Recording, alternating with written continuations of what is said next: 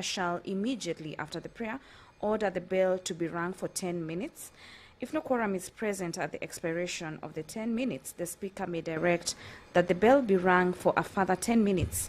And if there is still no quorum present, the Speaker shall adjourn the Senate forthwith to the next sitting. Allow me to continue taking you through the order of business that is expected this afternoon at the Chamber. And there are quite a number of questions and statements that are expected to be presented today in the Senate. The Senator of Nandi County, Senator Samson Cherargei, to seek a statement from the Standing Committee on Agriculture, Livestock and Fisheries regarding the delayed payment of stipends and facilitation allowances. County. The Senator for Marsabit County, Senator Mohammed, from the Standing Committee on National Security, Defense and Foreign Relations regarding the rising incidents of organized violence, harassment of traders, and misconduct by enforcement units in Kisii County. The Senator of Mombasa County, Senator Mohammed Faki, to seek a statement from the Standing Committee on Health regarding the unavailability of modern endoscopic and laparoscopic equipment in county referral hospitals. The Senator for Tharaka Nithi County, Senator Mwenda Gataya Mofaya, to seek a statement from the Standing Committee on Health regarding stalled dispensary projects across the county.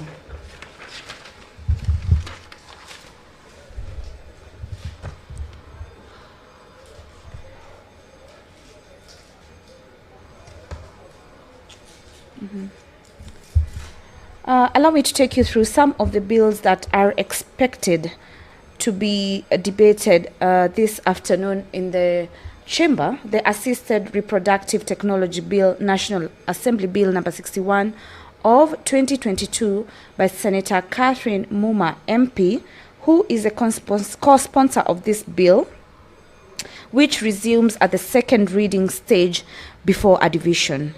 The bill seeks to establish a legal framework governing assisted reproductive technologies such as in vitro fertilization, commonly known as IVF.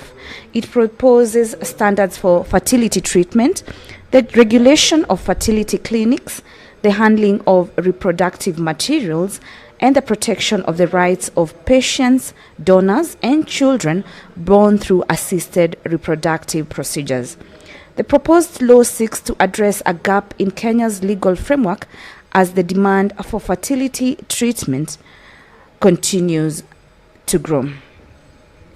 The Senate will also consider the Kenya Roads Amendment Bill, number 3 Bill, National Assembly Bill number 34 of 2025 by the Senate Majority Leader, which will be in the second reading and will be a resumption of debate that was interrupted on Tuesday, 21st July 2026. This bill is also at the division stage.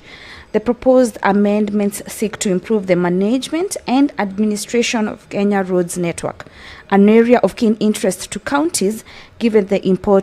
Clerk, you may call the first order. Order number 1, administration of oath.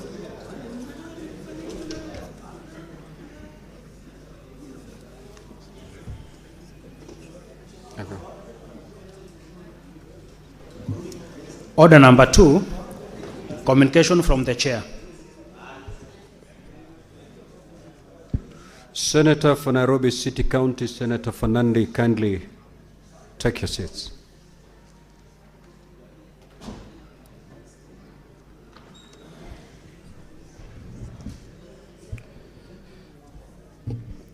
Honorable Senators, I'd like to acknowledge the presence of a visiting delegation of 10 teachers and 230 students from Sigoro Boarding School in Bomet County, who are seated in the public gallery. The delegation is visiting.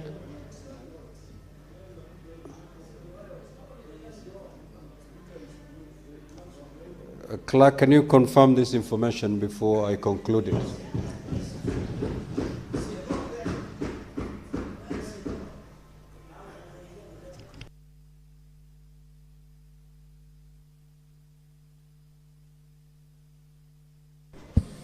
Next order.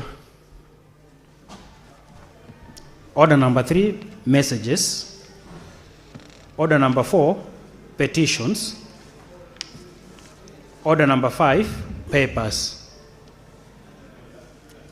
Order number 6, notices of motion.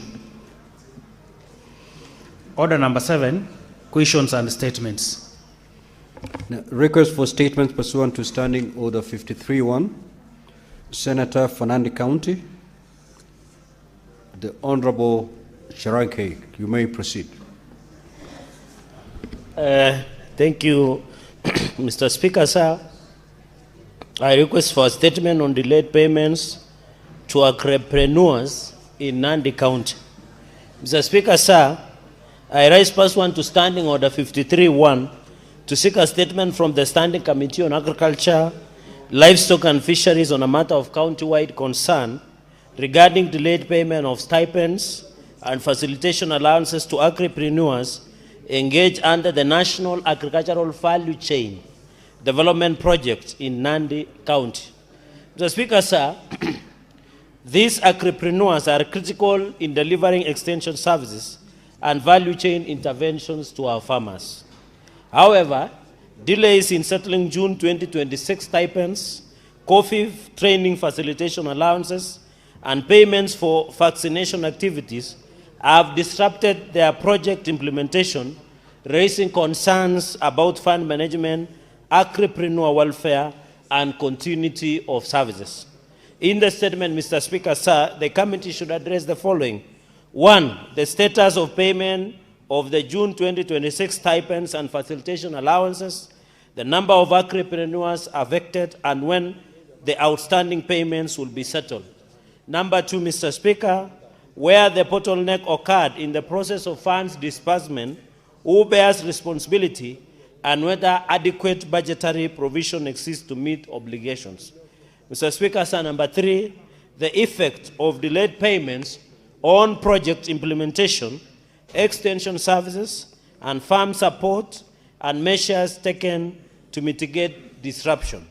Mr. Speaker, sir, finally, steps by the Ministry of Agriculture and Livestock Development, the Project Coordination Unit, and the County Government of Nandi to ensure timely payments in future, strengthen accountability, and address administrative lapses or financial mismanagement. I thank you, Mr. Speaker, sir. Senator for Marsabit County, the Honorable Mohammed Chute.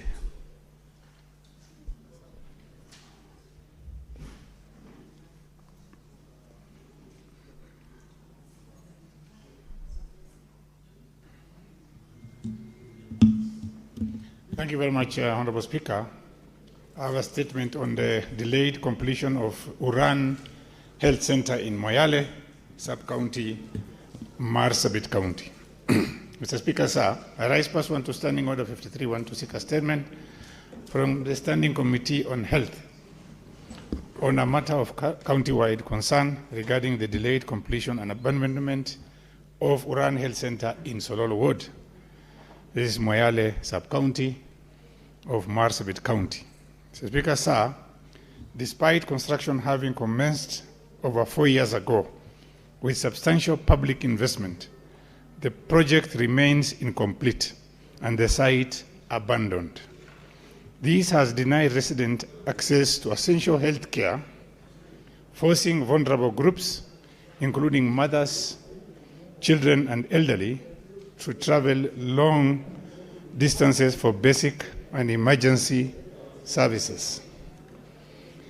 So, Speaker, the situation raises serious concerns about project implementation, accountability, and the prudent use of public resources. In the statement, the committee should address the following. Number 1, the current status of Uran Health Center project, the percentage of works completed, reasons for the prolonged delay and eventual abandonment, and measures to secure the incomplete facility from deteriorating and vandalism. Number 2, the total funds allocated, disbursed and utilized, details of contractor awarded the project, the current contractual status, and any breaches of obligations. Number 3, steps by the county government of Marsabit to resume, complete, equip, and operationalize the health center with clear timelines. Honorable Speaker, finally, actions taken against contractors or public officers responsible for the delay, and possibly long-term plans to ensure timely completion and sustainable operation of the health facility. Thank you very much, Honorable Speaker. Senator for Kisii County, the Honorable Richard Onyonka. Thank you, Mr. Speaker, for giving me this opportunity. Mr. Speaker, I rise pursuant to Standing Order 53-1 to seek a statement from the Standing Committee of National Security, Defense and Foreign Relations on a matter of national importance and concern regarding the rising incidents of organized violence, harassment of traders, and misconduct by enforcement units who have been employed by the county government of Kisii. Mr. Speaker, Kisii County has recently witnessed a worrying rise in violence and insecurity. A case in point being attacks which have been organized by armed youths on a political convoy in Keumbu, which left one person dead, several others injured, and property destroyed. Further, Mr. Speaker, intimidation by criminal gangs and alleged excesses by members of the county government's outfit, which is known as the Green Uniformed Workers, commonly known as the Green Army, have started disrupting business activities, undermining public safety, eroding confidence in lawful governance, and as a result, very many issues have come up, Mr. Speaker. Mr. Speaker, these developments obviously do threaten livelihoods, constitutional rights guaranteed under Article 29, 40, and 43 of the Constitution, and the stability of our local economy, necessitating very urgent intervention. Mr. Speaker, in the statement, the committee should address the following. Number 1, the recent incidents organized by violent goons in Kisii County, including the attack on any political leaders who disagree with the current administration in Kisii. Mr. Speaker, the second point is that the committee should explain to this House what steps are being taken by the National Police Service to investigate, arrest, and prosecute individuals involved in criminal activities and intimidation.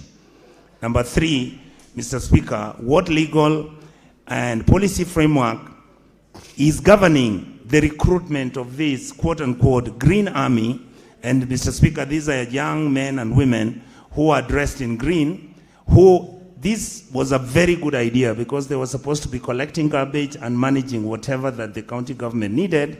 And yet, Mr. Speaker, what you have is that the Green Army individuals, including 1, they have a mandate which we don't know where they got it from. They have been given certain powers which we don't understand. They are acting as if they are committing they are actually handling oversight and accountability mechanisms. Senator Richard Onyonka. Yes. Kindly read the statement as approved. That's what I'm reading. No, you're not, because I'm following it.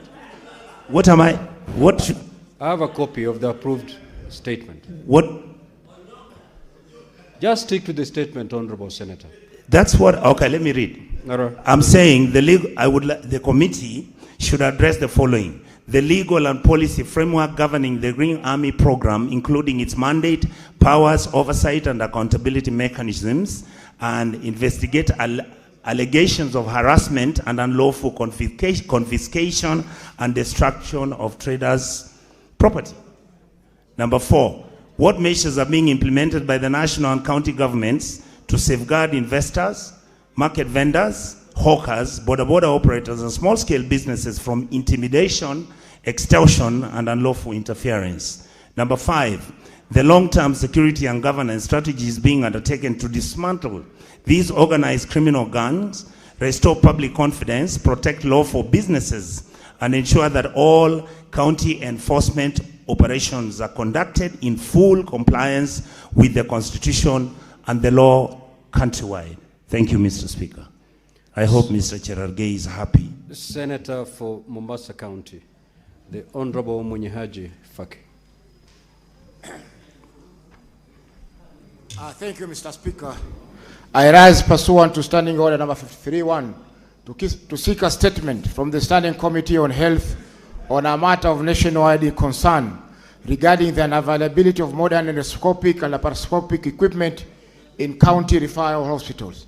Mr. Speaker, advancements in medicine, in medical science have enabled many conditions that previously required invasive surgical procedures to be treated through minimally invasive endoscopic and laparoscopic procedures, which are safer, less costly, and promote faster recovery.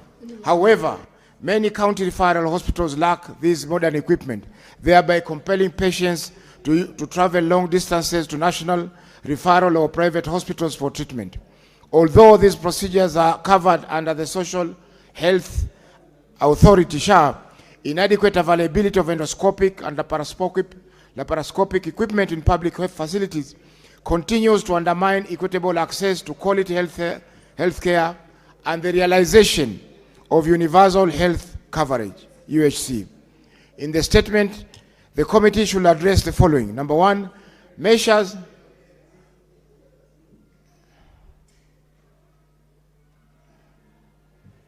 In the statement, the committee should address the following. Number 1, measures by the Ministry of Health, the Social Health Authority, SHA, and the county governments to ensure equitable measures being taken by the Ministry of Health, the Social Health Authority, and the county governments to ensure equitable distribution of modern equipment across all counties. Number 2, the progress of ongoing SHA needs assessment and the extent of involvement of county governments and other relevant stakeholders in determining priority equipment that needs for our county hospitals. Number 3, strategies by county governments to equip county referral hospitals with minimally invasive procedure equipment, reduce unnecessary referrals, lower treatment costs, and improve access to quality health care. And number 4, the role of the Ministry of Health, SHA, and county governments in guaranteeing transparency, accountability, and value for money and responsiveness to county health priorities in the acquisition and distribution of medical equipment. Thank you, Mr. Speaker. Senator Mohamed Faki Munyihaji, Senator Mombasa County. Senator for Tharaka Nithi County, the Honorable Mwenda Gataya.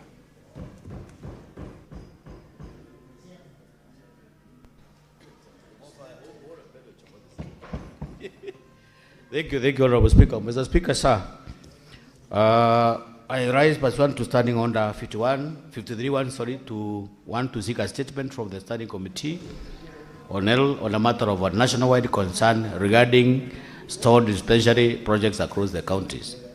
Mr. Speaker, sir, dispensaries were established to bring essential health care closer to rural and undeserved communities. However, many projects across 47 counties remain incomplete or non-operational, forcing residents to travel long distances for basic services, increase costs, and undermining the constitutional right to the highest attainable standard of health granted under Article 43 of the Constitution. In the statement, Honorable Speaker, the committee should address the following. 1, funds allocated, disbursed, and utilized in the last 2 financial years towards the completion, equipping, and operationalization of stored projects across the counties. Number 2, Honorable Speaker, the committee should also look at the total number of stored, incomplete, or non-operational dispensary projects across the counties, indicating their respective locations, stages of completion, reasons for the delays, and the interventions being undertaken to ensure their completion and operationalization. Number 3, Honorable Speaker, the committee should also look at the interim health care measures to ensure service provision to residents affected by the stored, abandoned dispensary projects, particularly vulnerable groups and steps to mitigate increased costs and deficiencies in assessing health care. Number 4, Honorable Speaker, but not the least, the committee should also look at the plans to mobilize additional resources, including support from development partners and other stakeholders, as well as to undertake a comprehensive audit to establish causes of delays, public funds expended to date, accountability, and timelines for completion and operationalization of each project. Thank you, Honorable Speaker. This is Senator Mwanda Gataya, CBS Member of Parliament. Thank you. Senator for Makwiny County, the Honorable Maanzo. Thank you, Mr. Speaker. Mr. Speaker, I rise to request a statement on the importation of raw sugar into the country. Mr. Speaker, I rise pursuant to Standing Order 53-1 to seek a statement from the Standing Committee on Agriculture, Livestock and Fisheries on a matter of national concern regarding the importation of 28,000 metric tons of raw sugar by Mombasa Sugar Refineries Limited. In the statement, the committee should address the following. 1. The annual domestic production and consumption of sugar in Kenya, indicating the quantity of locally produced sugar available when Mombasa Sugar Refineries Limited was authorized to import 28,000 metric tons of raw sugar. 2. The basis for approving the importation, including the documented national sugar deficit at the time and the findings of any supply and demand assessment conducted by the Kenya Sugar Board before recommending issuance of the importation. 3. Details of the approximately 6,000 metric tons of raw sugar that have since been refined and sold, including a list of the buyers and the quantity purchased by each. 4. The level of compliance by Mombasa Sugar Refineries Limited with the conditions of the import permit, including the details of the import authorization, the conditions attached thereto, and all inspection, monitoring, and compliance reports prepared by the Kenya Sugar Board, the Kenya Revenue Authority, and the relevant regulatory agencies, including details of any breaches identified and enforcement action taken. 5. The measures to monitor the importation, transportation, storage, refining, and distribution of imported raw sugar and prevent its diversion, repackaging, or sale as table sugar, including cases of diversion detected and the action taken against those responsible. Daniel Manzo, Senator Makwiny, MP. Thank you, Mr. Speaker. Now, Honorable Senators, I will allow comments for not more than 15 minutes. If you get an opportunity to speak, kindly do so for not more than 3 minutes. Senator Okenyuri, SC. Thank you, Mr. Speaker. I want to support the statement by Senator Chirarge on the pending payments that are owed, the stipends that are yet to be settled to the agripreneurs. Mr. Speaker, while we want to encourage young people to venture into agriculture, and this has been a very commendable program that I have to commend, but on the other hand, why would we encourage them to venture into this and deny them the little stipend that actually enables them to put food on the table, Mr. Speaker? So I really want to support and say that the committee needs to look down into this issue so that the Ministry of Agriculture and Livestock can come out clearly and say when they are going to facilitate the payment of these stipends to several agripreneurs who are depending on this, Mr. Speaker. So not just for Nandi County, but if there is any other county that still owes agripreneurs their stipends, Mr. Speaker. Thank you. Senator Beatrice Ogola.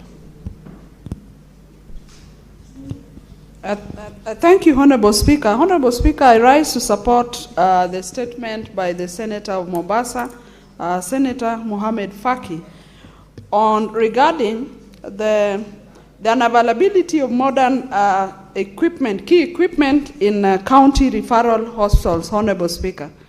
Honorable Speaker, I've had a patient at the Coptic and a number of hospitals since the beginning of the year And I appreciate, Honorable Speaker, that when we have the right, when the hospitals have the right equipment, patients can be saved a lot of pain in the course of their treatment. That means detection can be done early enough and the right measures can be put in place at the right time. And that is why I support that most of the hospitals, not only the county referral hospitals, but ideally, Honorable Speaker, all hospitals, all health facilities must have the right equipment because, Honorable Speaker, we are talking about access to services for our people. Honorable Speaker, the main focus of health should be on prevention, and having the right equipments support prevention because detection will be done early enough and the right treatment or the right address will be given to members of the public. Honorable Speaker, having had the patient I've had, that is why I appreciate even the provision and the services that are given by SHA. A number of people, especially at political forums, I see our leaders continuously say that SHA is not working. But Honorable Speaker, I stand here to say that SHA is working. I've seen cancer patients at the Coptic Hospital and other hospitals get services paid by SHA. And that is why we need to face this and say, if something is not working, let us address what is not working, probably some structural issues, but overall, I see patients getting services from SHA.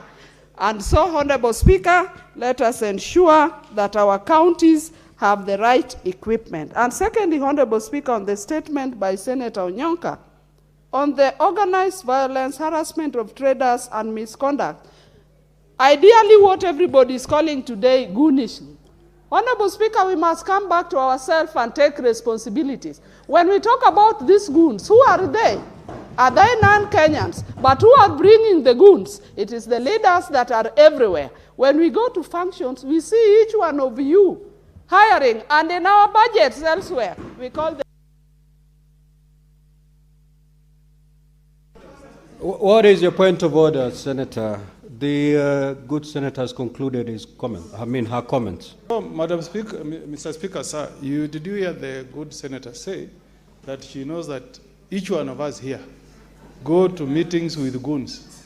Yes. Madam Speaker, I want to challenge her to tell this House when she saw me with goons. I've never gone to any meeting with goons. I'm a very good citizen, Mr. Speaker.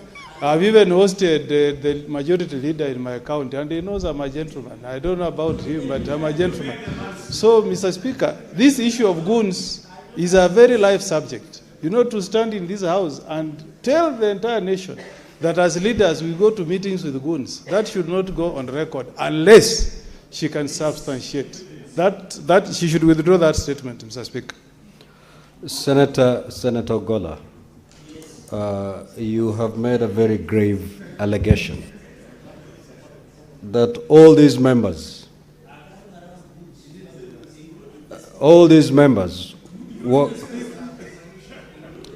Order, Honorable Senator. The chair is not included in that statement. So, Honorable Ogola, can you substantiate that statement that all members here walk around with goons? Honorable Speaker, I'm saying up to where I am, and I know, Honorable Speaker, that I go to public functions and I see leaders walking to functions with groups of people. I do not remember mentioning specific names. I don't remember making specific names on saying Senator who and who. I only said I go to public functions and I see leaders walk with numbers of people that come, supporting them, throwing words to other opponents. Some of them, they call them informal security. Honorable Speaker, who are these? Senator Wakoli.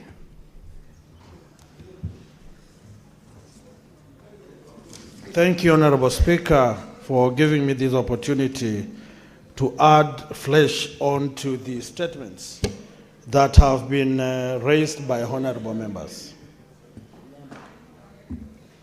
Mheshimiwa Speaker, Honorable Speaker, allow me to switch so that members can understand what I'm talking about.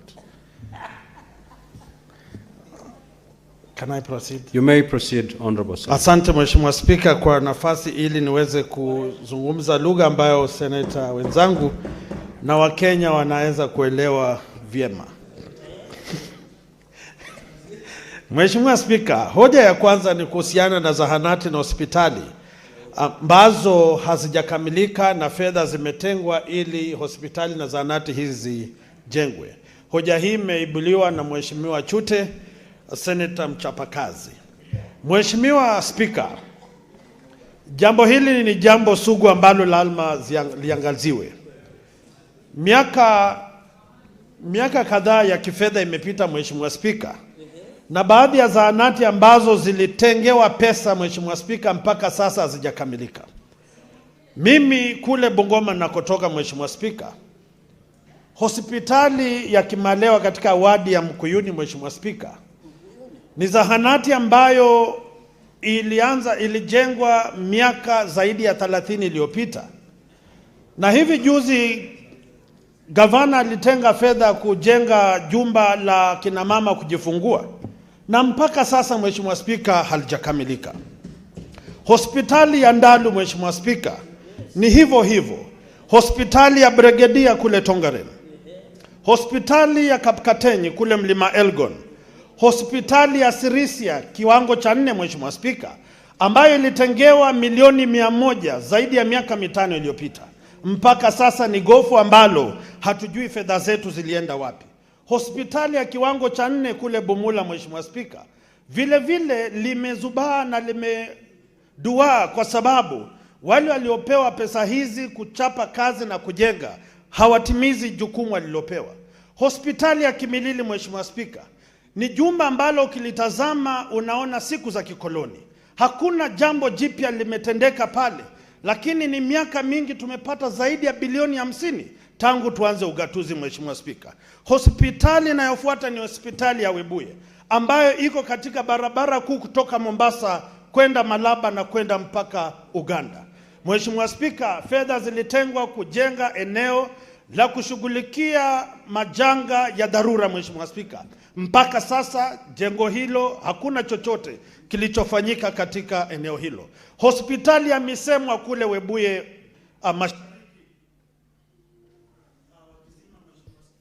One minute, you conclude your thoughts. Asante Mheshimiwa Speaker kwa moyo wako wa ukarimu. Hospitali ya Ngoli kule Bumula, hospitali ya Maeni Mheshimiwa Speaker kule Kimilili. Kile ninachosema Mheshimiwa Speaker, magavana wawache kujenga zahanati na hospitali ambazo hawakamilishi, ambazo hazina madaktari, ambazo hazina madawa, ambazo hazina maji, ili hali wanatafuta hongo kutoka kwa wanakandarasi ambao wanajenga hospitali hizi. Asante Mheshimiwa Speaker. Senator for Nairobi City County. Speaker, yesterday I was quite privileged to be invited to a show on one of the local media stations. And because during the Gen Z revolution, my numbers were circulated countrywide. Whenever I get opportunity to go to these shows, I am just inundated by messages from across the country about the things that people would want me to highlight or to bring out in those shows, Honorable Speaker. But one of the most shocking one is related to the statement that has been brought by Senator Faki regarding the lack of important equipment in the county hospitals.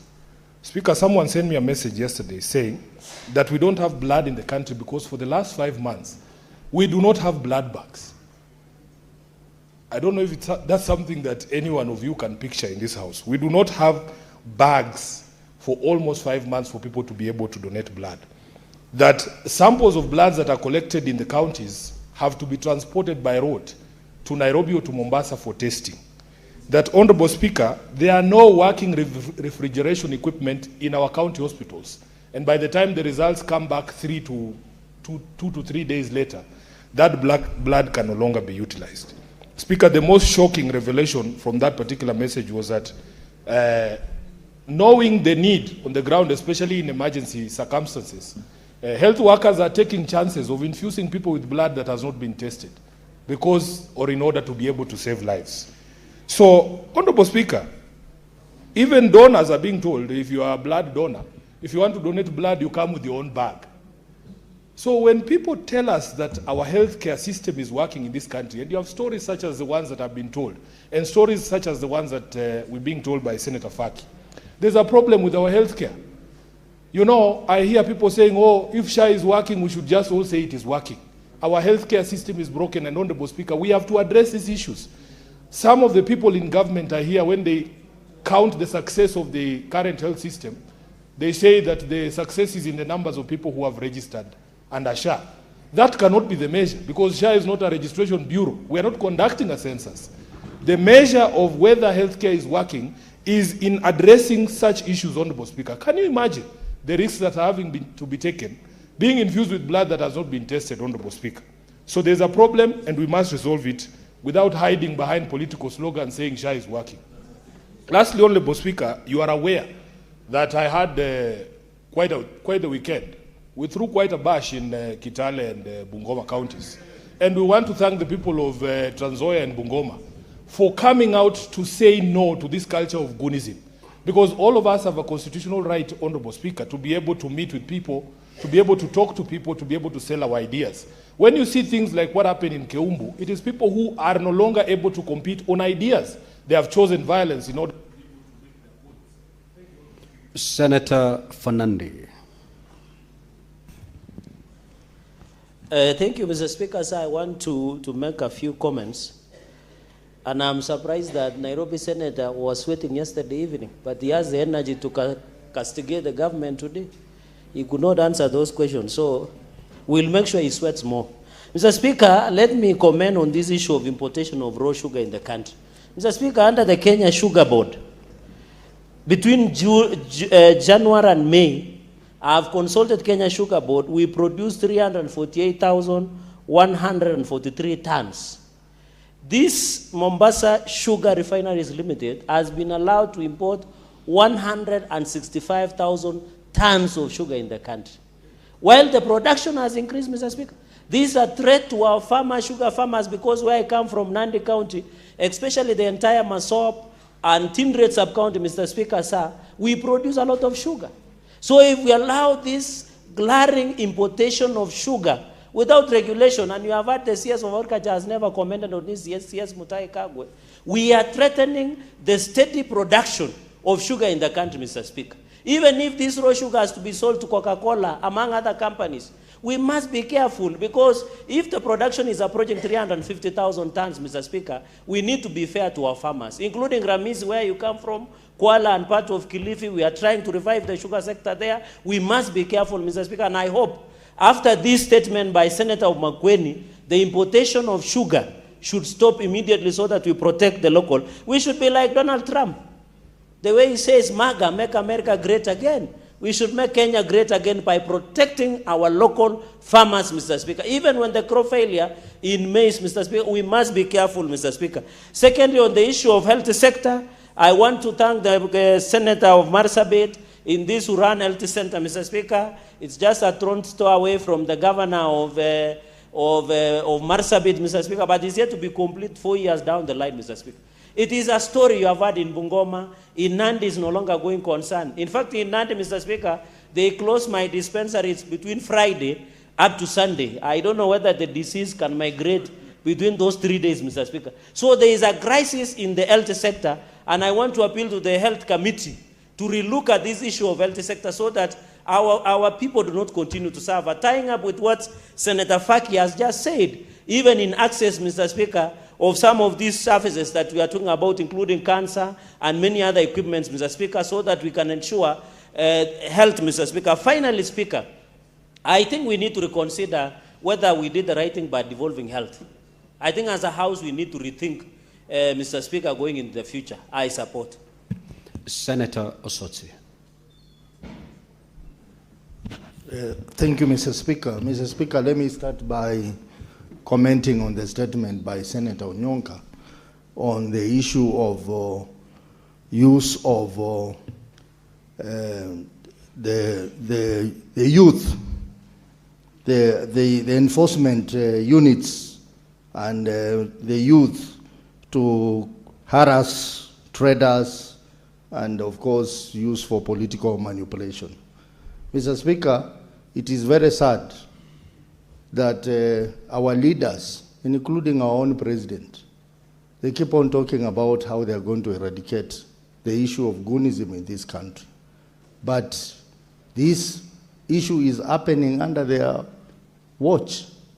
Mr. Speaker, it was so sad that in Kiumbu, when we were there, going to another rally, after the Kisi rally, the police were seen on camera throwing stones alongside the goons. And those policemen, nothing has been done to them. The goons who were involved and who were on camera, they have not been arrested to date. It is sad. So we want to ask the government and the president that please talk and act. Those people who have been involved in goonism, they should be arrested before you give us an assurance that you are going to deal with goonism. Mr. Speaker, you know very well I'm a victim of goonism. After the attack that happened to me in Kisumu, I am sad that to date, those people who are involved in that attack are still in Kisumu, walking around. And the CS for security, one Murukomen, comes to the committee and he tells the committee that those people have gone to the neighboring country. Those people are still in Kisumu.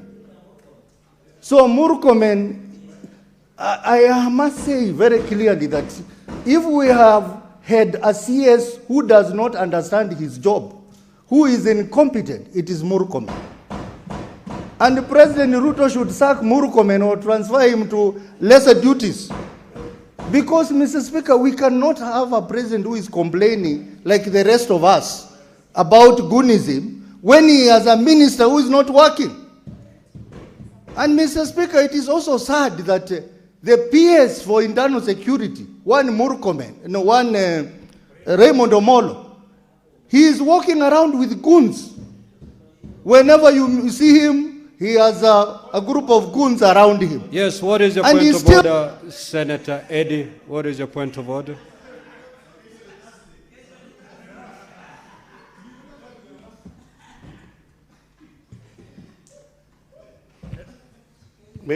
Mr. Speaker, I don't know what is exciting the majority leader. Mr. Speaker, you realized when Senator Beatrice got up and said that members of the House are working with goons, how it elicited a serious debate. Is it in order under standing order number 101, 105 and 101, Mr. Speaker?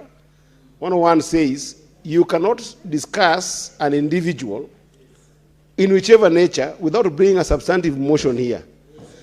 Mr. Speaker, the issue of goonism in this country is such a serious issue that you cannot be explicit on the persona of an individual and say they are working with goons, the way Senator Ososi is saying, without bringing a substantive motion here, Mr. Speaker.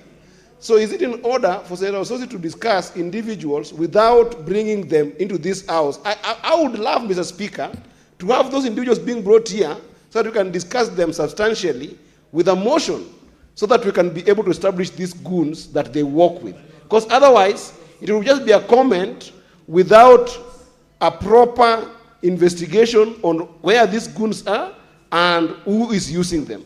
So is Senator Ososi in order, Mr. Speaker, to mention names and establish that fact without giving us those facts and putting a motion on those individuals here. I wanted to encourage the party should put a motion so we can discuss those individuals here with a substantive motion, Mr. Speaker. Now, Senator Ososi, the point of order raised by Senator Formigori is indeed valid. You have made an assertion that the PS in charge of internal security, one, Raymond Omolo, walks around with goons. Now, Senator for Nairobi City County, you don't just yell back to the chair. If you have any issue, you know what to do. And I'll give you the floor. Senator, Sergeant at Arms, I'm addressing the Honorable Senator. Can you give me Senator Osotsi? Now, that statement calls for two things. One, you cannot discuss a state officer without bringing a substantive motion. You're in breach of that particular standing order. Secondly, even assuming you can discuss a state officer without bringing a substantive motion, you've made an assertion that the PS walks around with goons, which then you may be called upon, and you have indeed been called upon by your colleague to substantiate that allegation. You are out of order for breaching the standing order that requires you to bring a substantive motion, and therefore I will ask you to withdraw that, and if you feel you are persuaded by your statement, you may then bring a substantive motion. But for now, just withdraw and apologize. After I'm done with Senator Osotsi. Mr. Speaker, I don't want to waste my time because we know how this thing ends up like. But that matter is before the Security Committee, and the CS and the PS have been summoned to come. It is unfortunate they have taken too long. I will provide the evidence when they come, but for now I withdraw, but I will provide the evidence when they come.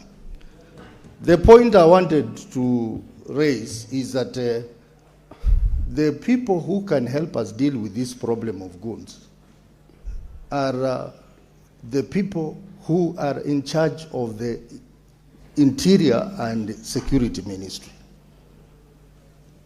But if you have a scenario where they are unable to deal with the problem and they are complaining just like the rest of us, then whom do we go to? And that is why I don't think I'm out of order to say that there is a problem in the security docket in this country. And we know who is in charge of the security docket. We want him to do his job competently. And if he's not able, President William Ruto, you can save this country a lot of agony by having that CS and the PS dismissed from that ministry, because we have many, many other capable Kenyans who can do the job. As a senator elected by the people, it is so sad that I can be harmed and nothing happens to the people who have done that. What about the ordinary person, Mr. Speaker? This is very sad. Today it may be Osotsi. Tomorrow the same people may experience the same problem I went through. So, Mr. Speaker, even as we sit here and talk about the issue of use of goons to intimidate and to do all manner of things for political manipulation, Mr. Speaker, this is a serious issue that must be dealt with. And it is not just in Kisii County. Every other governor is having groups of youth who intimidate people who try to question what is happening in the county. The goons are sent to them to intimidate them.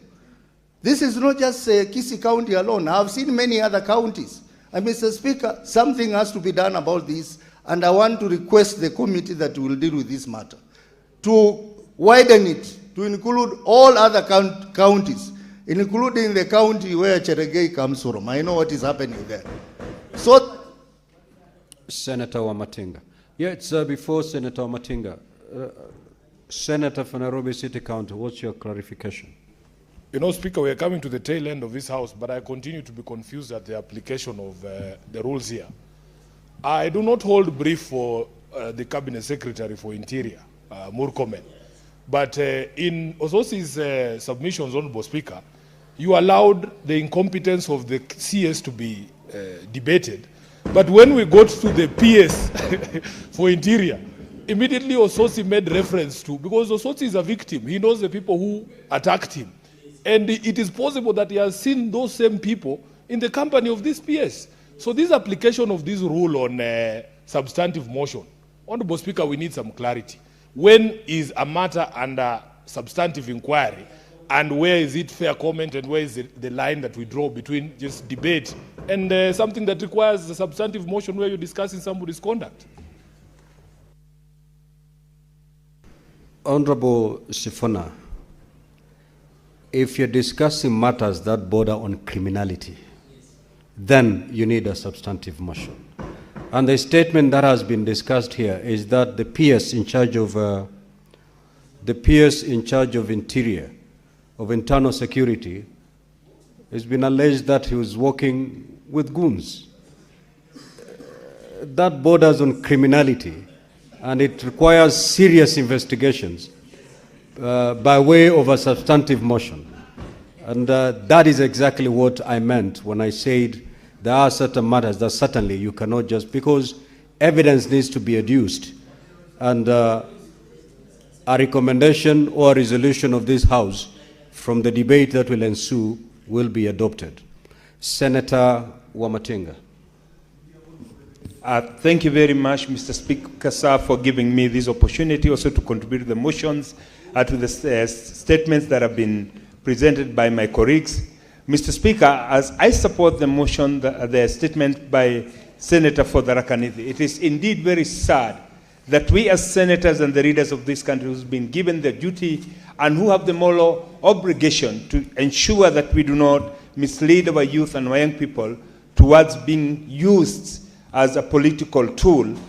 It is indeed very sad that we are spending a lot of time depending on what a goon is and who goons are and who sponsors them. Mr. Speaker, we are living at an age when we should be discussing about the future of the coming generation, the advent of artificial intelligence, and what place our youth should take. Indeed, Mr. Speaker, this House is mandated to do the oversight. Some of the functions that we are given, Mr. Speaker, oversighting health, which is a devolved function. It is indeed very sad, Mr. Speaker, that we have seen many projects initiated but they stall because there is lack of political goodwill. Mr. Speaker, sir, we as a House must put our foot down and discuss the possibility of realigning the health sector, maybe back to the mainstream and central government, or even giving a kind of a framework within which the county government should develop their infrastructure, especially in the health system, Mr. Speaker. We know, and I listen to my colleagues contribute to these statements, it is very sad, Mr. Speaker, the very fundamental right, which is basic health, has not been met because we failed as a country, we failed as county governments, and we failed as political leaders in this country to give a way forward. Mr. Speaker, it is very sad that we are coming to the end of our term in a couple of days, in a year's time, Mr. Speaker. We have not realized what we've been discussing since we came to this House, making devolution work. We have not realized what we've been arguing and debating in this House, making accountability, transparency, and most importantly, making service delivery to the mwananchi accessible to the people. Mr. Speaker, I would want to challenge ourselves. As we come to the tail end of our term, it is the high time that we sat down as leaders and put our heads together and agree that we must not use our youth again as goons, but we must use them to show them the way forward and to lead them to a country that they'll be able to live in without minding where they come from, because they'll have the services, they'll have the facilities available at the grassroots level, and this can only happen if the goodwill from the leadership of this House and every other leader is concerted towards delivering service. Thank you, Mr. Speaker. I support. Before I call the next senator to speak, allow me to make this communication. Senator Fernandi, kindly take your seat. I would like to acknowledge the presence of a visiting delegation of 4 teachers and 50 students from Kababe Girls Secondary School in Nyamira County, who are seated in the public gallery. The delegation is visiting the Senate for an academic exposition. On behalf of the Senate and on my own behalf, I extend a warm welcome to the delegation and wish them a fruitful visit.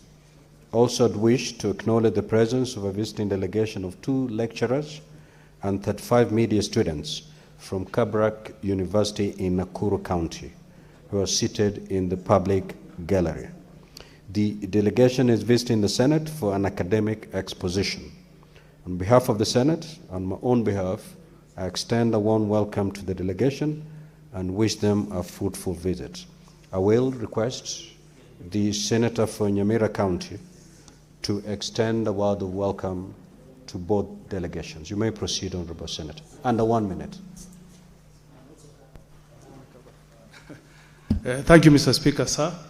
Mr. Speaker, on my own behalf and on behalf of the other senators, I wish to extend a warm welcome to the delegation from Kebabia Girls School in Nyamira County, led by the history and government teacher, Peter Urina, and the students. Mr. Speaker, Kebabi is in North Mugirango constituency. It's a national girls' school, and we are very proud on the good work our teachers are doing.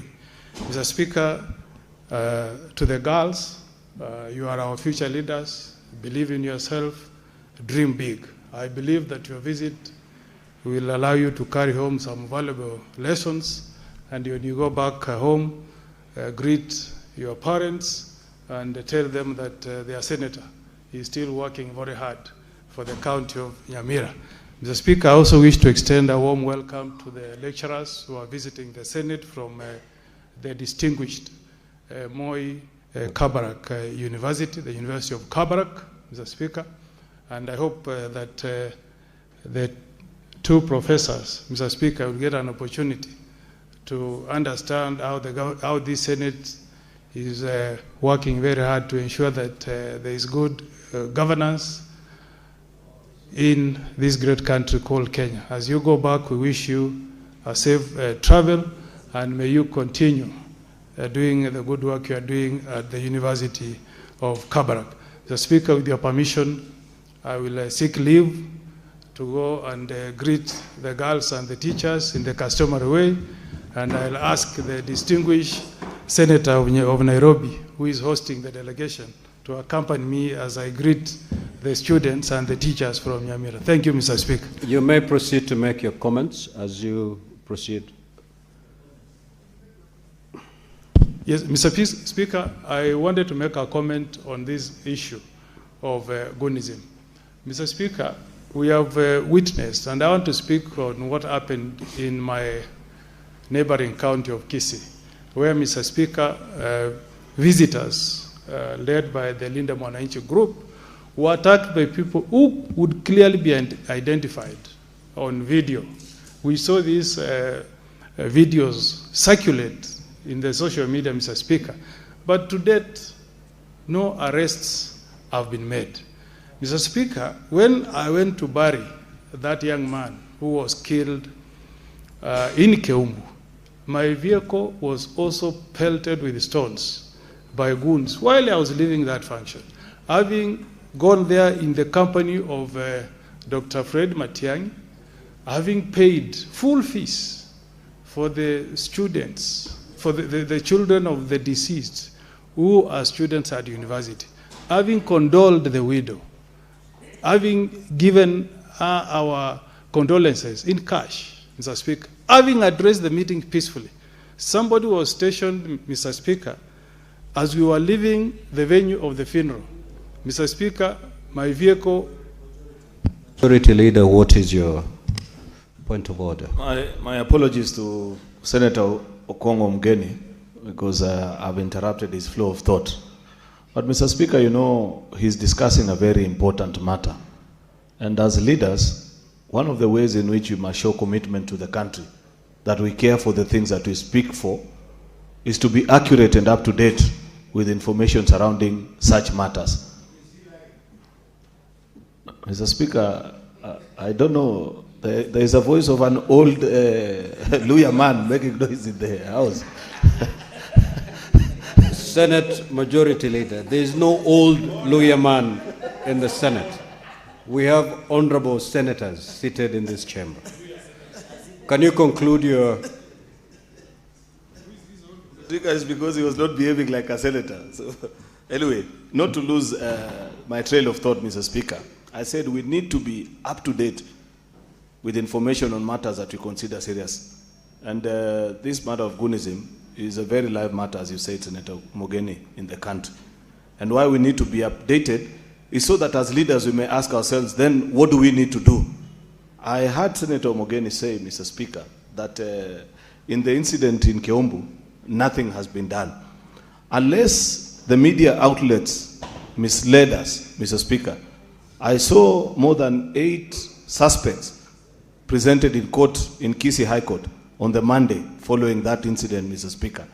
I did not follow also, just like him, Mr. Speaker, to know what decision was taken on their matter, whether they were remanded or released on bail, Mr. Speaker. But is it in order to mislead the House, Mr. Speaker, that at least up to this point, nothing has been done? Yes, Senator Mogeni. Yes. Is it your assertion? No, Mr. Speaker, it's good to be informed, and I will challenge the senator for Kericho, my neighbor, to favor me with the evidence of the people who are charged in court, their names, and the case number. So that Senator Mogeni, that is more of a point of information. That's what I'm saying. I would like to be informed. In fact, so that when I contribute next, favor me with the charge sheet. It will have the names of the people who have been charged in court, whether it makes reference to the incidents of Keumbu. When I make my contribution next, I'll do so while well informed. But what is sad, Mr. Speaker, is that if you look at these clips, especially the one of Keumbu, you will see uniformed police officers guarding or protecting the people who are attacking the convoy that was passing through Keumbu, Mr. Speaker. You know, Mr. Speaker, that under our Constitution, and the Senator Cherage is here, I know he knows our Constitution like the back of his hand. Article 240, Mr. Speaker, was crafted very deliberately and said that the chairman of the National Security Council will be no other than the President of the Republic of Kenya.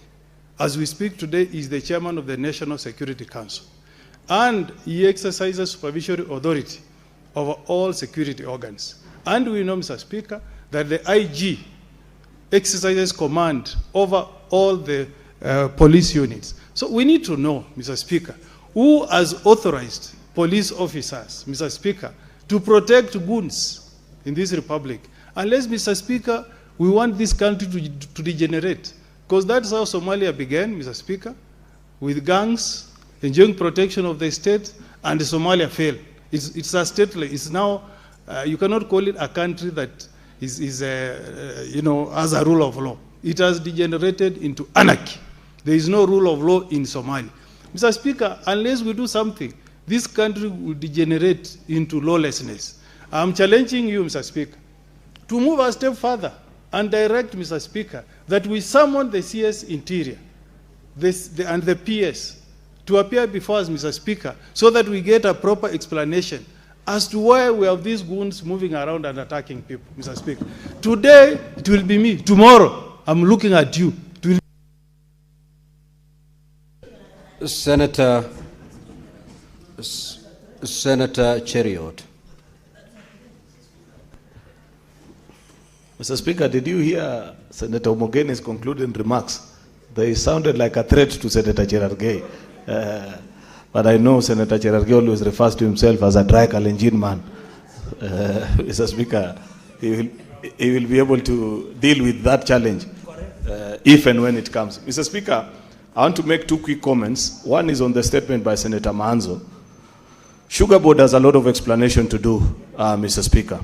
This matter that Senator Manzo is raising is not a light matter. I am a representative of sugarcane farmers, Mr. Speaker.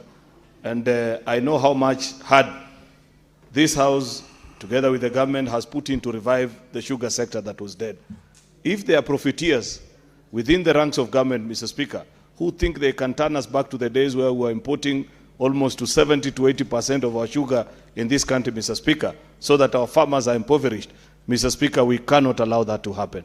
As a House, I expect Senator Wakoli, because you equally represent sugarcane farmers from Bungoma, that you will treat this matter with the urgency it deserves.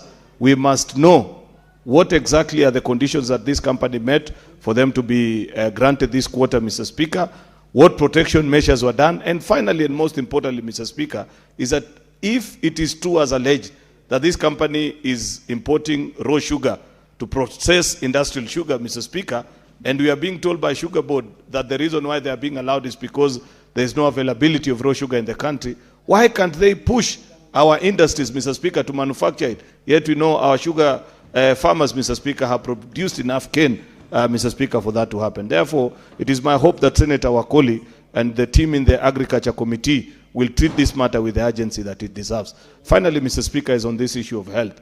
This is a very important subject, just like I was telling Senator Omogeni, Omogeni a few minutes ago, that on matters that are important, as a House, we must go beyond empty rhetoric. Mr. Speaker, I have said times without number that SHA is a medical insurance. SHA on its own cannot give us the intended desire to have a fully working health infrastructure in the country, Mr. Speaker. We must go beyond the empty rhetoric of just SHA is working or not working, Mr. Speaker.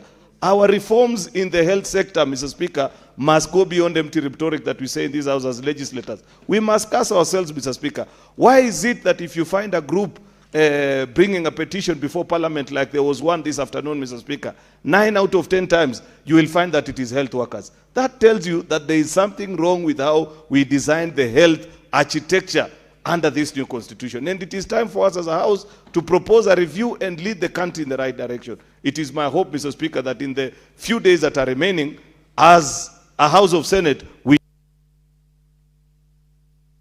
Senator Manzo. Thank you. Thank you, Mr. Speaker. Mr. Speaker, I would like to comment on Senator Onyonga's request for statement. Mr. Speaker, the issue of organized gangs, Mr. Speaker, is sweeping across the country. And quite a number of counties have this sort of gangs, like the Green Army of Kisii, which is initially intended for good things in the county, but once in a while is used for the wrong purpose.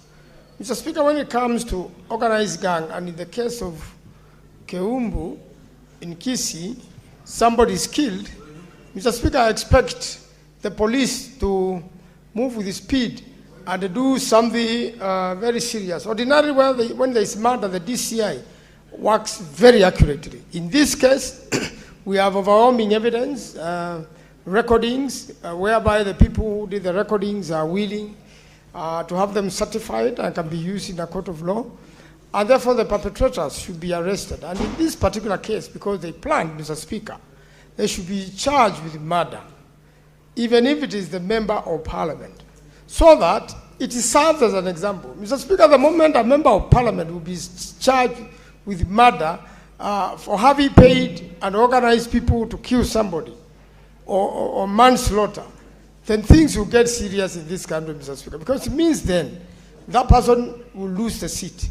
And therefore, as much as we have supporters around us and we boost security, Mr. Speaker, it should be clear that no one should be injured, no vehicle should be injured, and no murder should be committed. Mr. Speaker, the moment you stone a motorcade like the one of the senator who just said his motorcade was stoned when coming out of a funeral, Mr. Speaker, that makes it even worse. It means when you are doing that, the organizer knows very well there is a possibility of killing somebody, damaging property, Mr. Speaker, and therefore, I really want to urge the police and the committee which are going to do this investigation, that we make sure that the perpetrators of the Kisii incident are charged with murder of this particular person, so that in future, members of parliament will stop organizing these gangs, and that it will be a deterrent to during this election period, Mr. Speaker,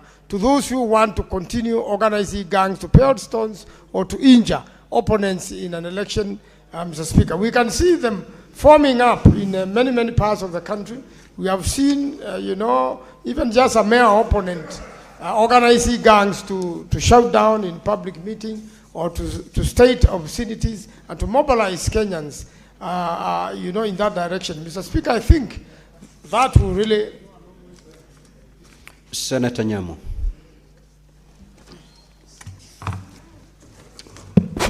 Mr. Speaker, I want to support the statement brought by Senator Onyonka on Goonism. And Mr. Speaker, this is one of those subjects that we must all agree, regardless of our political persuasions, because we are all exposed and nobody is safe. And all of us have been accused from both divides. We have been accused of using goons. And I am on record through my social media platforms, having said that this culture that we are encouraging, if you think you can control goons today, tomorrow the highest bidder will control those goons and you will be at risk yourself. Mr. Speaker, we are a democracy and we should compete as politicians based on ideas and persuasions and not physical violence against your opponents, Mr. Speaker, in this day and age. And that is one of the reasons why women are scared to come out and take part in active politics, because of the intimidation of violence, Mr. Speaker. Myself, I am self-confessed coward. Where I see violence, I run, I take off, because I cannot match up. You win. If you want to use violence against me, you win. And so, Mr. Speaker, not just in Kisii, in Nairobi we had an incident where a bodyguard of a PS shot a young man. It was very unfortunate that we lost that young man, but that was a death that could have been avoided. And both ways, we need to speak to our supporters, because some of these people we are calling goons are just our supporters who we talk to through phones and give them some instructions that predispose other people, Mr. Speaker. I also want to make a short comment on the statement by Mwenda Gataya on the state of dispensaries that are incomplete in the country. Mr. Speaker, dispensaries are the first line of contact with mwananchi, with the healthcare system. That is after the CHPs. And it is very sad that we continue to have delayed dispensary projects without any explanation. We do not know if the issue is funding or if it is policy bottlenecks or whatever that is happening. And we would want the Committee for Health to identify what is it exactly that is causing this problem across the country. In Nairobi. 1 minute, Honorable Senator, to conclude your thoughts. Thank you, Mr. Speaker. We have Lakisama dispensary, we have one in Karen, another in Mabatini, that have stalled on years on end. We need to know what the issue is so that mwananchi doesn't have to go long distances or they don't have to crowd the higher hospitals. When I was growing up, dispensaries used to work very well, and we should return to those times. Thank you, Mr. Speaker. Now, Honorable Senators, we have expended the 15 minutes that I had allocated to this session. We'll therefore move to the next order. Before that,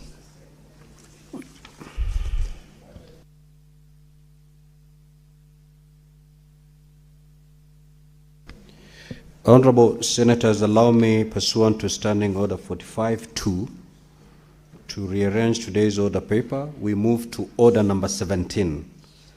And maybe thereafter we can resume the normal flow as contained in today's order paper. Clerk, you may proceed to call that order. Order number 17, the Mining Amendment Bill, Senate Bills number 22 of 2025, second reading. Senator Karen Nyamo. Thank you, Mr. Speaker. I beg to move the Mining Amendment Bill 2025. This bill is premised on a very simple concept, Mr. Speaker. This country is endowed with minerals across the country. We have gold in Western, we have some in Kilifi, and all across this country in Kwale. Senator Karen Nyamu, you need to move and then you can make the comments. Thank you for the guidance. I am guided, Mr. Speaker. I beg to move the Mining Bill 2025 for the second reading.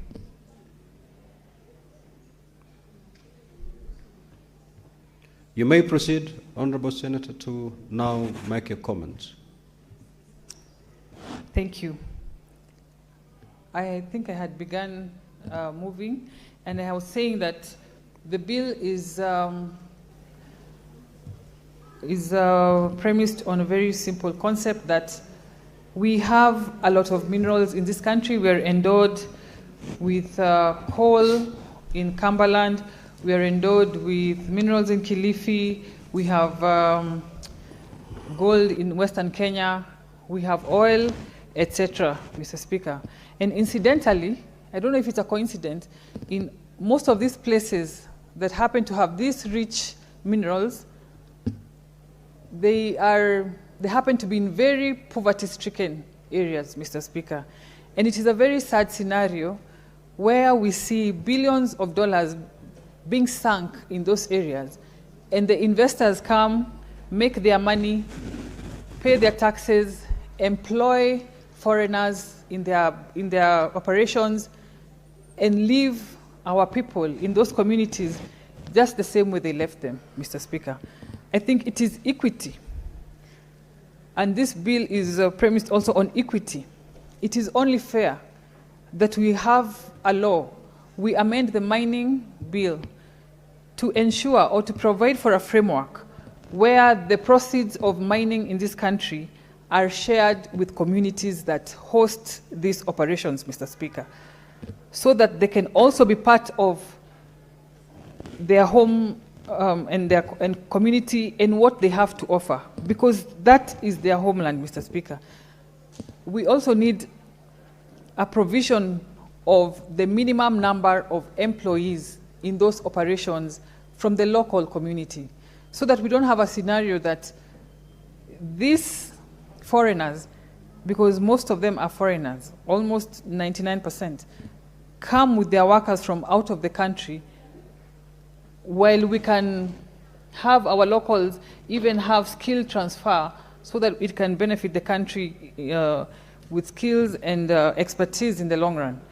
And so, Mr. Speaker, mine is just to urge this House that we are representatives of the people, and this is exactly what we are called upon to do, to ensure that they are not unfairly taken advantage of by people who come and have operations in their areas and live without benefiting them in any way. And some of the ways that they can benefit the locals is have infrastructure projects, they can have schools, education projects, and any other depending on the need-to-need basis of that area, Mr. Speaker.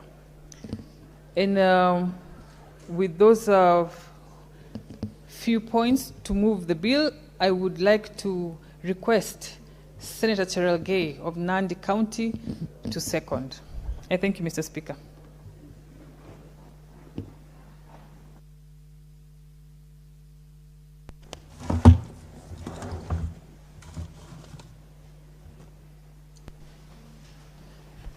Mr. Speaker, I rise to second the Mining Amendment Bill of 2025, sponsored by the distinguished Nairobi delegation, Senator Karen Nyamu,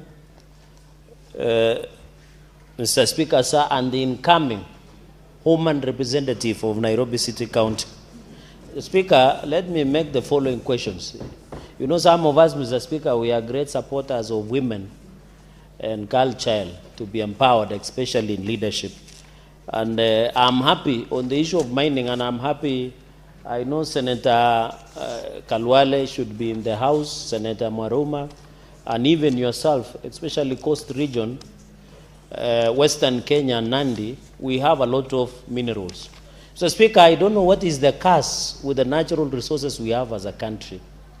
When you read the book by Martin Meredith, The State of Africa, one of the things that Africa is endowed is the natural resources, Mr. Speaker. But it has become the source of the curse. And therefore, Martin Meredith, in his book, State of Africa, highlights that Africa is one of the unique continents with humongous and huge resources that we have as a country, Mr. Speaker, including even other natural resources like the beautiful, pristine beaches in coastal region, which are natural. And like when you go to Copacabana in Brazil, I don't know whether Senator Eddy has had a privilege to travel to Brazil, and others, which is not pristine, Mr. Speaker. I know he only travels to Santorini. Mr. Speaker, the point I'm trying to make is that Africa, and more so Kenya, we are endowed with resources, Mr. Speaker.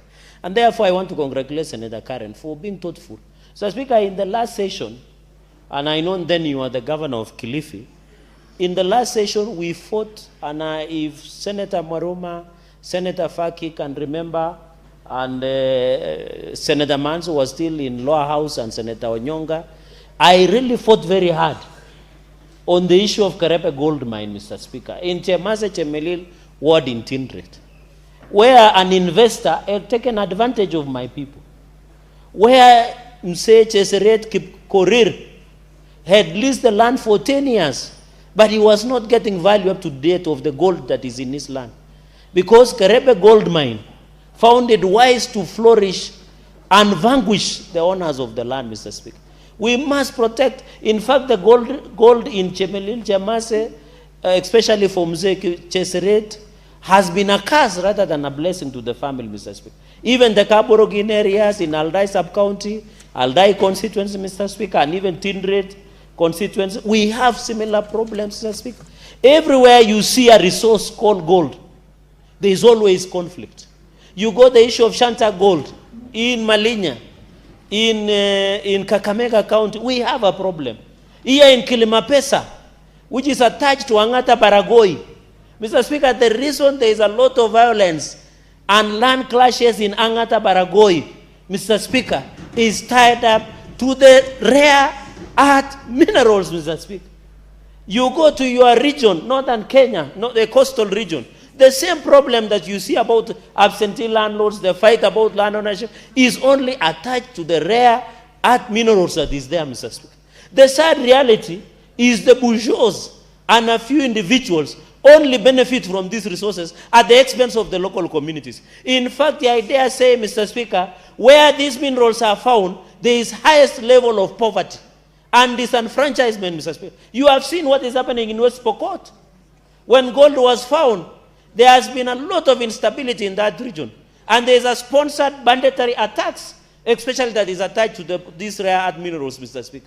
So I want to appeal that this amendment, the communities, and I'm happy Senator has proposed, and we have said in local content, Mr. Speaker, that 70%, which is captured in this amendment of clause 190A, Mr. Speaker, 70% of the revenue should go to the national government, 20% should go to the county government, 10% should go to the local community and be used to uplift the local affirmative decisions like health center, roads, schools, and hospitals, Mr. Speaker.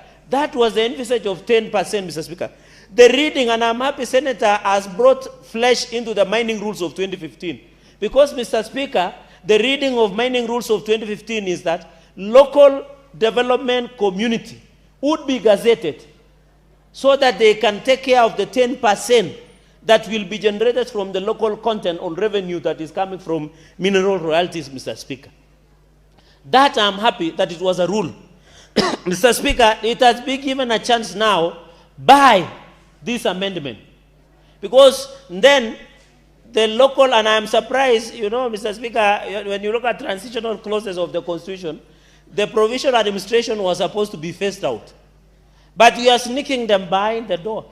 Because one of the conditions in the local development agreement committees, colleagues, who are supposed to be used that 10% allocated from the revenue, would be the ones that determine how the money will be used by the local community, especially the 10% from the mining royalties, Mr. Speaker.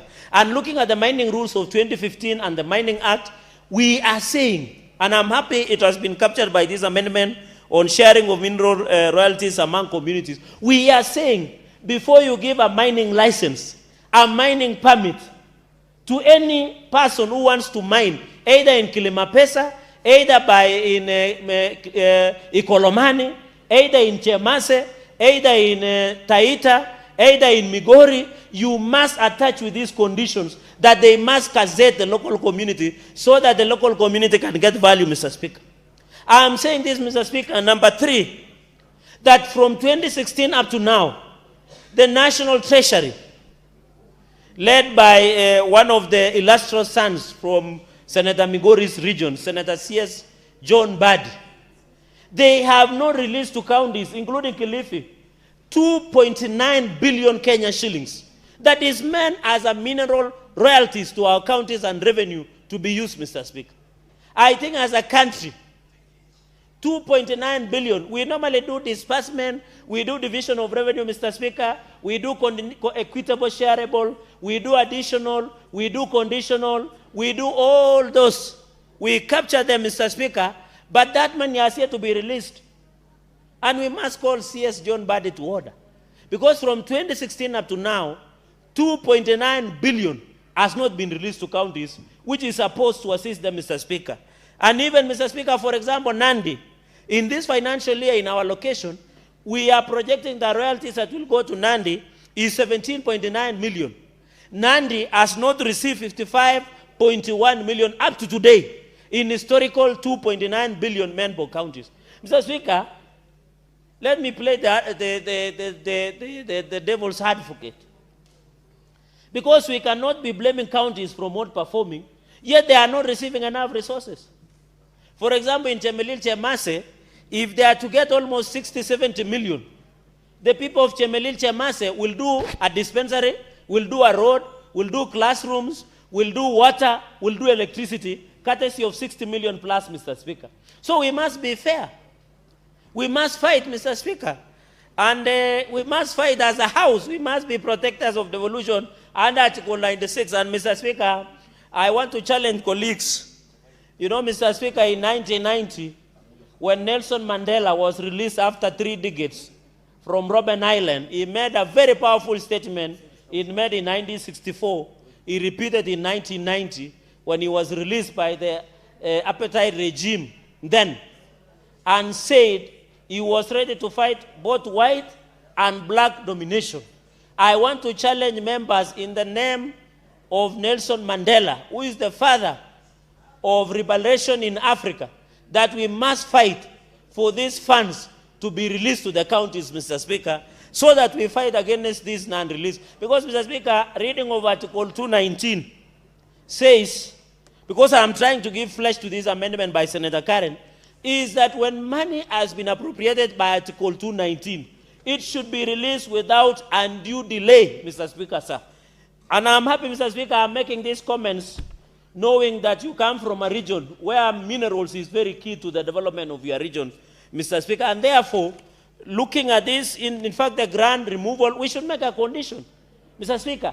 Before we renew, and I remember the former minister who comes from a region, Najib Alala, fought for very long, and the late Juma, over the licensing of some of the mineral sites and gemstones in your region, Mr. Speaker. So, Mr. Speaker, we must attach the renewal and condition of mining license and permit to agree with us that the communities, Mr. Speaker. Mr. Speaker, looking at the 190C, is just, there will be a chairperson, 3 men, 3 women, and secretary, Mr. Speaker, and of course the remuneration should be done by SRC conditions, Mr. Speaker, and ensure their work, Mr. Speaker, so that the colleagues can get the gist as I second this bill in the amendment of clause number 190C, is that this committee will be gazetted. And I'm happy, and I know people like my sister, Senator Ogola, Senator Kavindu, Senator Montet, Senator Karen, Senator Commissioner Joyce, they are happy that in this board we are trying to form, it will be 50-50, 3 men and 3 women. So it will sail through, Mr. Speaker, because it will receive a lot of support, especially and I suspect because a secretary is always a woman, so they will even have 4 against 3. So this is the first time women might have the majority in this board, and we hope in future, even in cabinet, Mr. Speaker, I'm aware there is a ruling that the High Court said that the cabinet is not properly constituted because there is a gender problem, Mr. Speaker. But I hope in the future, because the issue of gender progress and parity is something that we can achieve. If we can do this at the small board level, Mr. Speaker, it means we can achieve even to the highest office in the land. And that is important. And I want to challenge women of this country with tremendous respect, Mr. Speaker, that even as we push them for equality and equity in boardrooms, they must come out and run for those offices, Mr. Speaker. I want to challenge, and people like Senator Kavindu have divided the votes. They have been elected severally. Even the governor there is a lady. The speaker is a lady. I'm told it's called Machakos Girls. You go to Nakuru. Yes, and she's also saying me she's coming, Mr. Speaker. Senator Joyce Korir, Commissioner, is running for Bomet Central. Senator Karen Nyamu is running for Nairobi Women Rep. Senator Mutinda is running for Nairobi Women Rep. Senator Montet is going to the executive. Senator Ogola is going to the executive. Mr. Speaker, we must be challenged that as we push for equity, and Senator Chimera, Mr. Speaker, I don't know, I'm told you are the sponsor, but he's running for the Kwale Senator, Mr. Speaker. But I don't know how true it is. I just heard in streets, Mr. Speaker. But he's our son-in-law. Mr. Speaker, I hope he has told you that he married from my place. So if he doesn't take care, we might return the dowry. Mr. Speaker, the chairperson, and therefore this board, we are trying to ensure, Mr. Speaker, that we push and ensure there is equity and representation. And I hope that this board will be gazetted within 14 days of the election. This, Mr. Speaker, the board that will oversee these mineral rights or royalties in our communities, Senator Onyonga, should be done after the election. It must be gazetted so that it's a legal body. And even the allowances will be done through SRC. So I want members to get it. So this will be just as serious. And if you want your person to be a member of the board, they must be elected by the community, Mr. Speaker. Functions in article, clause number 190, this will be my last remark, Mr. Speaker, is they will be able to consult Article 10 on national values and principles of good governance. Clause number 190D, colleagues.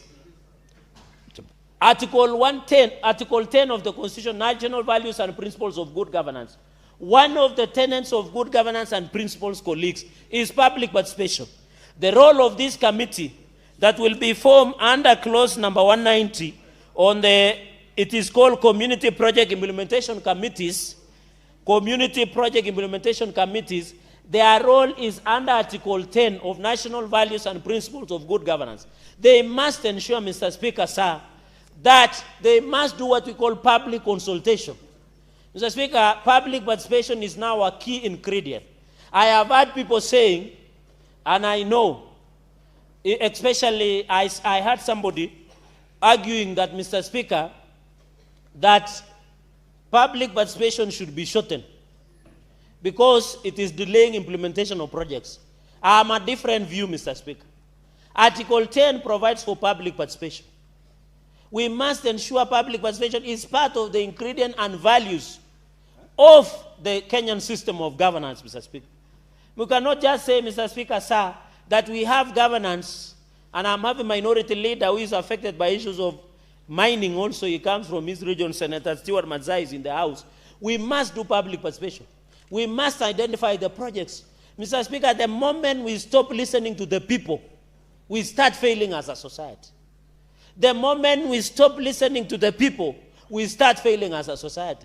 The moment we stop listening to the people, we start failing as a society. The moment we stop listening to the people, we start failing as a society.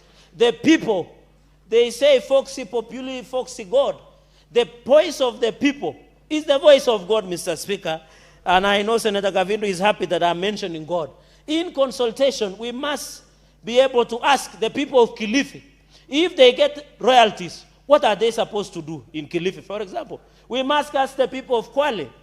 I don't know whether Nairobi has minerals, But I'm told Nairobi, they are gold diggers, so we never know. They can be included in that category. So I don't know. I'm told Nairobi, they are gold diggers, so they might be doing their gold digging. So when we want to do in Taita, where my brother Senator Mwaruma comes from, we must cast. Even Senator Onyonga, I don't know whether bananas can qualify as a natural resource. But yeah, you have soapstone in the region. Yes, the only soapstone in Kisii. We must sit and agree, Mr. Speaker. Mr. Speaker, therefore, this community project implementation, their work is consult members, monitor the implementation of projects. They must be there to ensure those projects are completed. Mr. Speaker, convene community forums and monitor utilization of funds. I will ask the sponsor of this motion, the distinguished Nairobi delegation, to bring an amendment to, after we can include OAG, because under Article 229, the Office of the Auditor General must do audit of all public funds, so that when these projects are undertaken, this amendment, the OAG must have a role, so that we can get, even, Mr. Speaker, sir, we don't need to bring the reports to the House. We can ensure those reports, Mr. Speaker, sir, are being brought to the House, either County Assembly or Parliament, so that we can see whether the money has been used very well by community in project implementation committees, Mr. Speaker. Mr. Speaker, and of course, section number 33, we have talked about the election. I can see my light is there, Mr. Speaker. What I'm just saying, colleagues, in an upshot and in summary, Mr. Speaker, and in summary, is that we must give the best, Mr. Speaker. We must ensure that this law on the issue of community development, the community implementation, the royalties that our people get, Mr. Speaker, must get value. Let the gold in Nandi mean something for our people. Let soapstone in Kisii mean something for our people. Let the rare earth minerals in Taita, in Kilifi, in Kwale mean something for our people, Mr. Speaker, so that we can ensure the natural resources become a blessing, they don't become a curse. The way state of Africa, writer Martin Meralita have highlighted, Mr. Speaker. We must sacrifice this resource, Mr. Speaker. This is the resource that should bring development in our country. Colleagues, we must sit and ensure that when we want to bring something and push for the immediate release of 2.9 billion that is supposed to go to counties, so that when we oversight counties, they have enough money to do their job, Mr. Speaker, so that we don't play and also just oversight counties without giving them enough resources. And I think, Mr. Speaker, and that is why we must ensure, and I want, there was a KCMCA who was attacked called Lembande, Siocha. I don't know whether he has recovered by goons, and no one has been arrested, Mr. Speaker. They must be arrested because he is a representative of the where soapstone is found, Mr. Speaker. And even this issue of goons, we must eradicate. I think as a country, we don't no longer these goons, Mr. Speaker. But somebody was telling me goons are also voters. So I don't know what situation we'll be able to handle, because I'm told goons are also voters. But as a country, in interest, if today the people of Ikolomani, the people of Kisii, the people of Nandi, the people of Kwale, the people of Kilifi, the people of Mombasa will have access to development, will not have goons in this country. If they can get value for their resources, Senator Onyonga, through the Speaker, there will be never goons in this country. Because if everybody can access service and development, Mr. Speaker, there will never be goons. The only problem we have today is poverty. Kenyans cannot get 3 square meals, Mr. Speaker. Even the children who are seated up there, you are distinguished guests, most of them don't have school fees. They don't have books. They have many challenges in their schools. I know you have been a member of National Assembly in the lower house, and you are one of the best in management of CDF. It has been a challenge that infrastructure in our schools continue to be a problem. The only solution is to release this money, these royalties, so that we can use to develop school infrastructure, ensure school facilities, so that your distinguished pupils and students who are up there, Mr. Speaker, can get an opportunity to get the best infrastructure and learning. Mr. Speaker, with those many remarks, allow me to second the Mining Amendment Bill 2025, and I yield back the mic.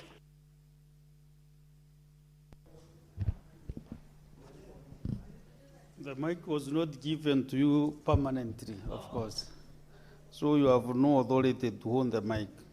So, Honorable Senators, I propose the question that the Mining Amendment Bill, Senate Bills number 22 of 2025, be now laid a second time. So I open the floor for members to contribute, make their contributions, and I'll start with Senator Onyonka. Thank you, Mr. Speaker. I want to first of all give my brother and friend, Cherargei, accolades. My brother, today you have outperformed yourself. Kenya will be proud of you with this performance. Mr. Speaker, the issue of our resources, especially our minerals, has been a matter that we have talked about historically. It's a matter that is so amazing when you actually listen to the detail of what's happening to our minerals in this country, Mr. Speaker. You get shocked. One of the things I want to say, Mr. Speaker, at some point I sat with somebody when I traveled to the US, and this gentleman is a Kenyan. He works at the State Department. He told me, actually, the minerals we have, especially the rare minerals, can actually pay all our debt. He said the US government has actually done analytics. They have checked on the data. They have looked at all the rocks and every science that requires to show Kenya what we have. And they have actually concluded that what we have in Rima Springs at the coast would actually give Kenya about 50 to 60 billion US dollars. I hope, Honorable Cherargei, you can be converting that for me into shillings so that Kenyans can understand. But Mr. Speaker, the problem we have is simple. I will try and help my brother Cherargei where he stops. From some information which, honorable members, you would agree with me that recently I happened to be quite close with Honorable Matiang'i. And in this case, Honorable Cherargei, I'm not talking about his presidential bid.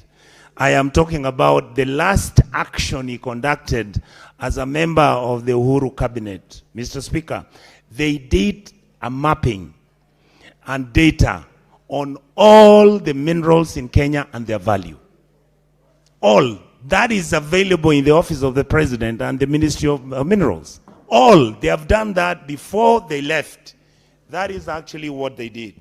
Secondly, Mr. Speaker, if you look at what we have about these minerals, every region and every county actually has been mapped. And every county has got these minerals and their values are known.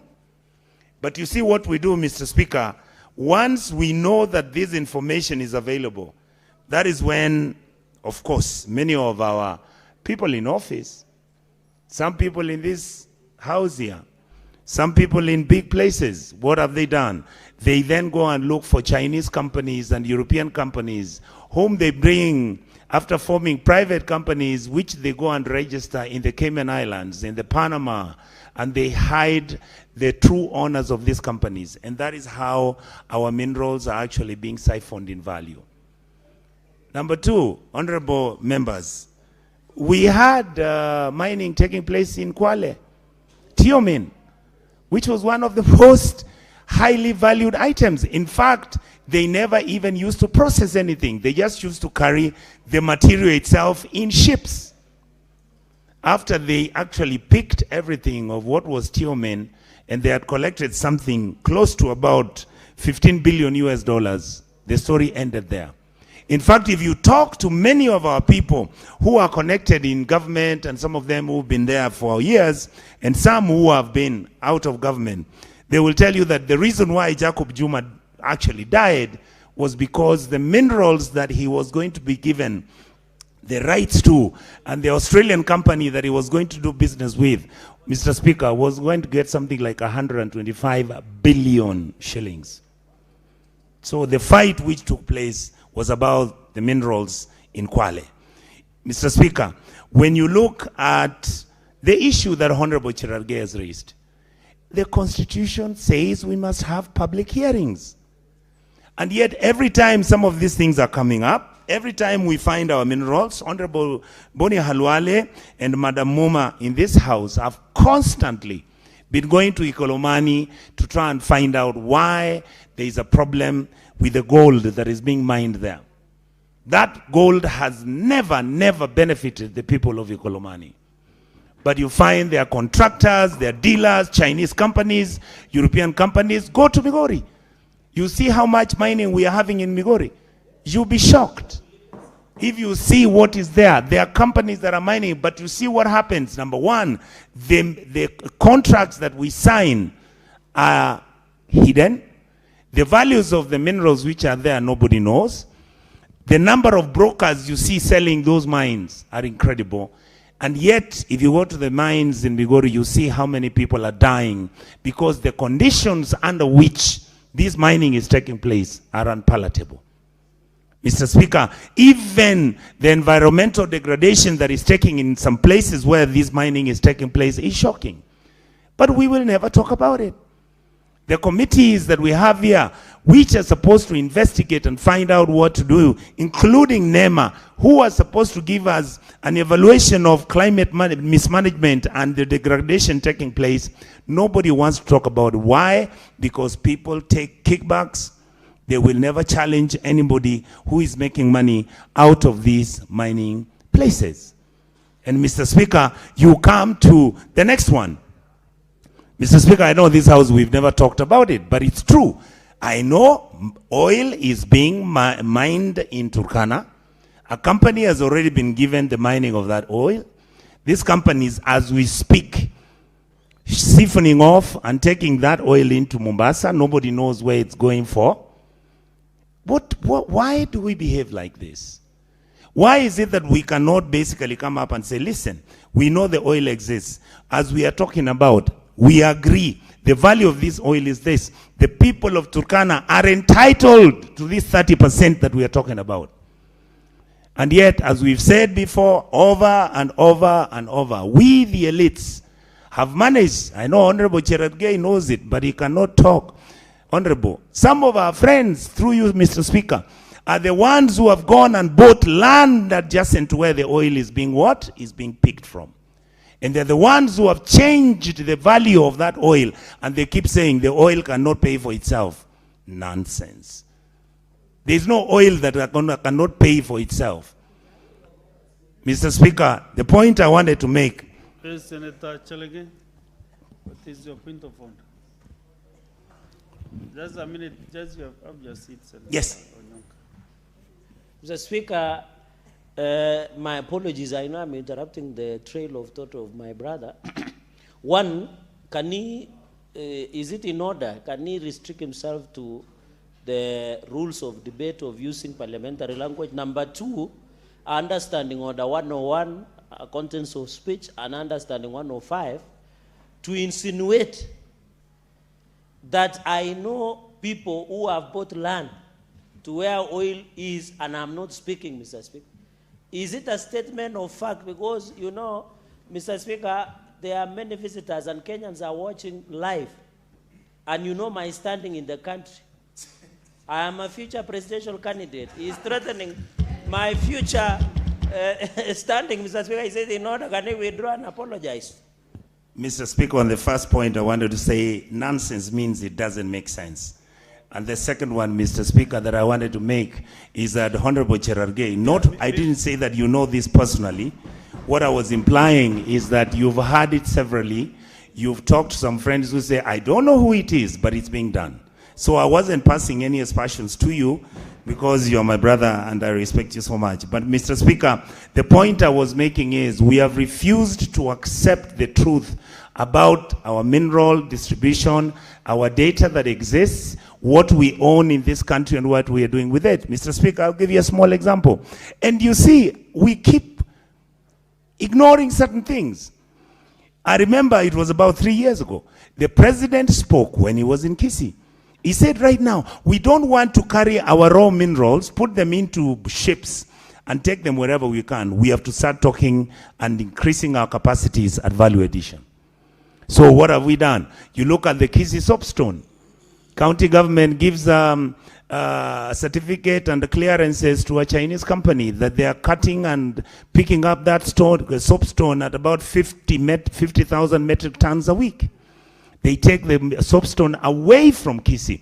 And Mr. Speaker, the soapstone is the only other stone in the world that is like that, except one that is in Brazil and another one in Canada.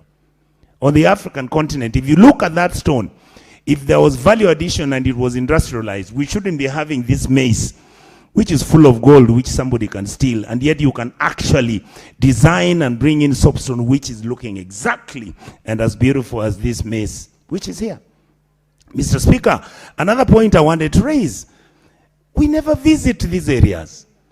We have had severally the conservancies that exist in our republic, which are private-owned, long-term agreement and leases which have been signed, where foreigners are owning these pieces, this land, 10, 20,000. Who doesn't remember that there was something called Ole Pajeta?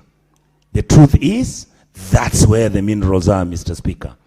What is actually happening in those farms has nothing to do with tourism and conservancies to keep animals growing so that tourists can increase.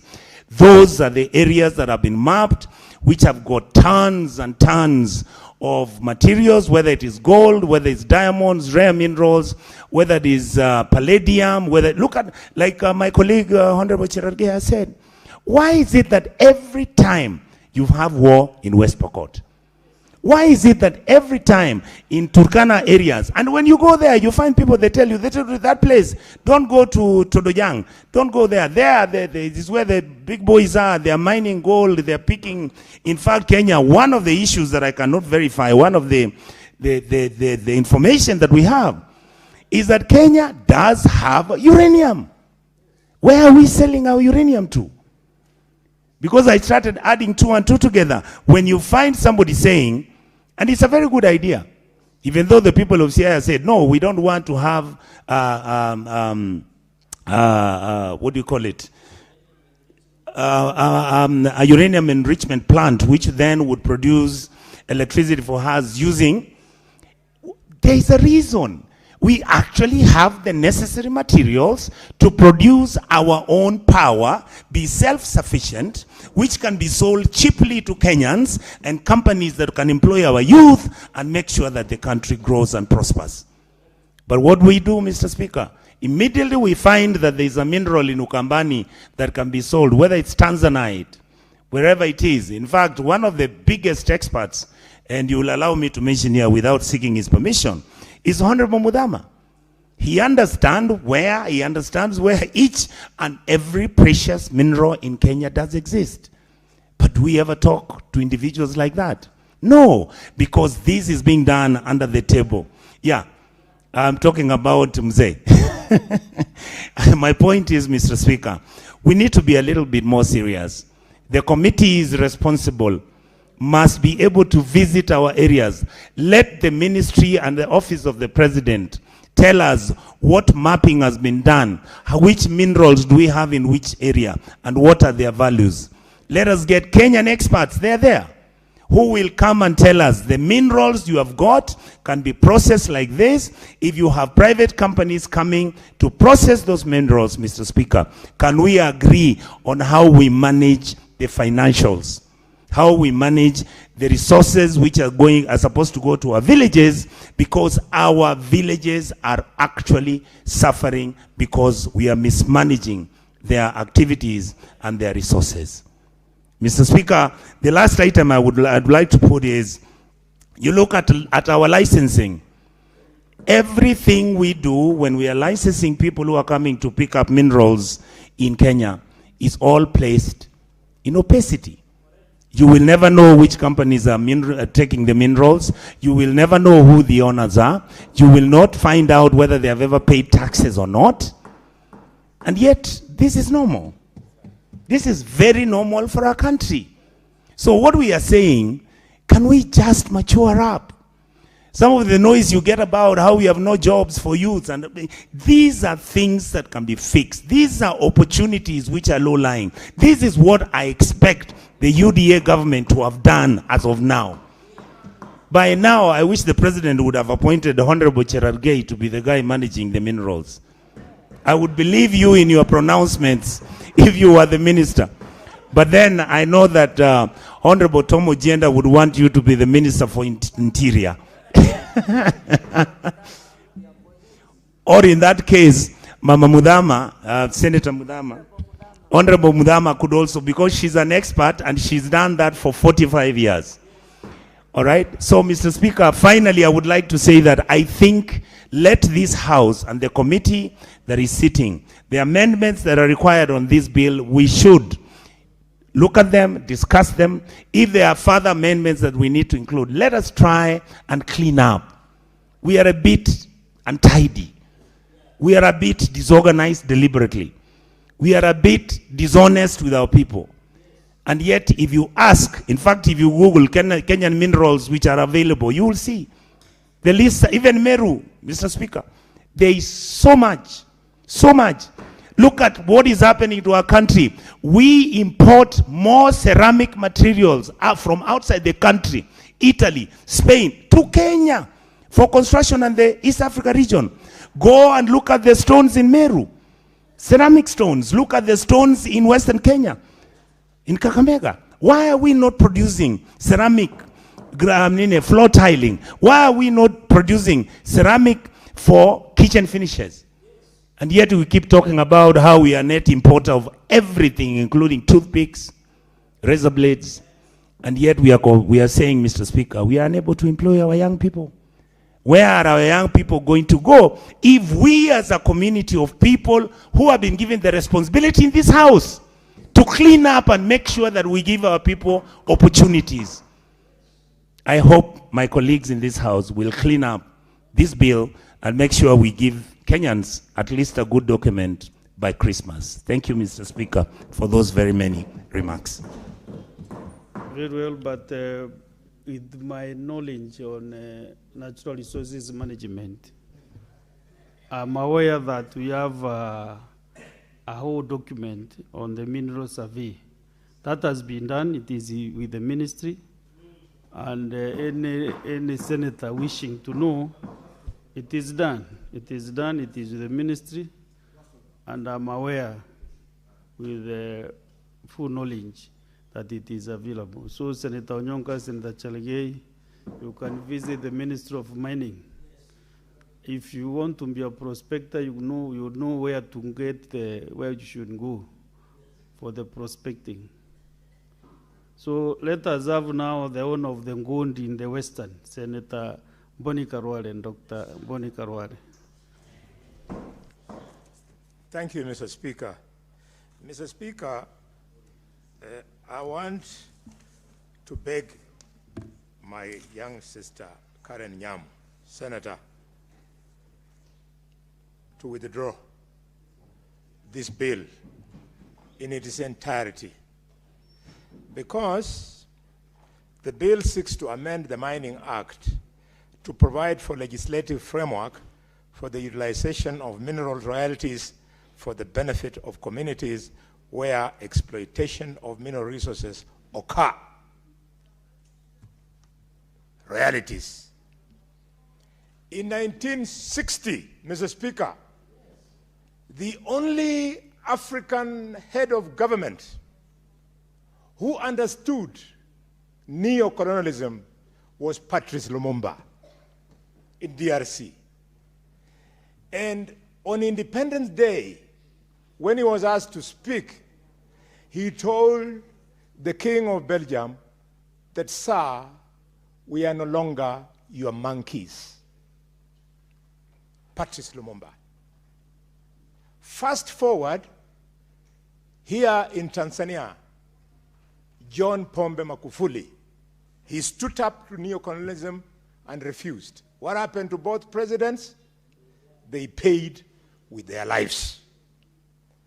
So, to massage the egos of the neo-colonialists who are still colonizing us economically by accepting something called royalties is to dance on the grave of Patrice Lumumba and John Pombe Magufuli.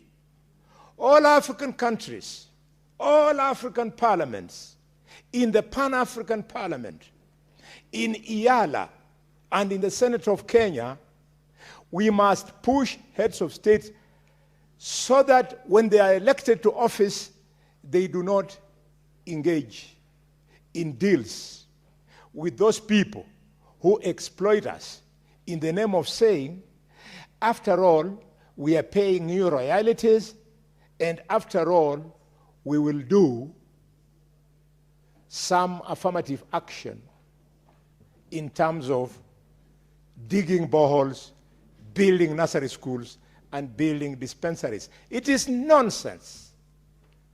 We do not want African countries to receive royalties from these colonies. We want to do business with them.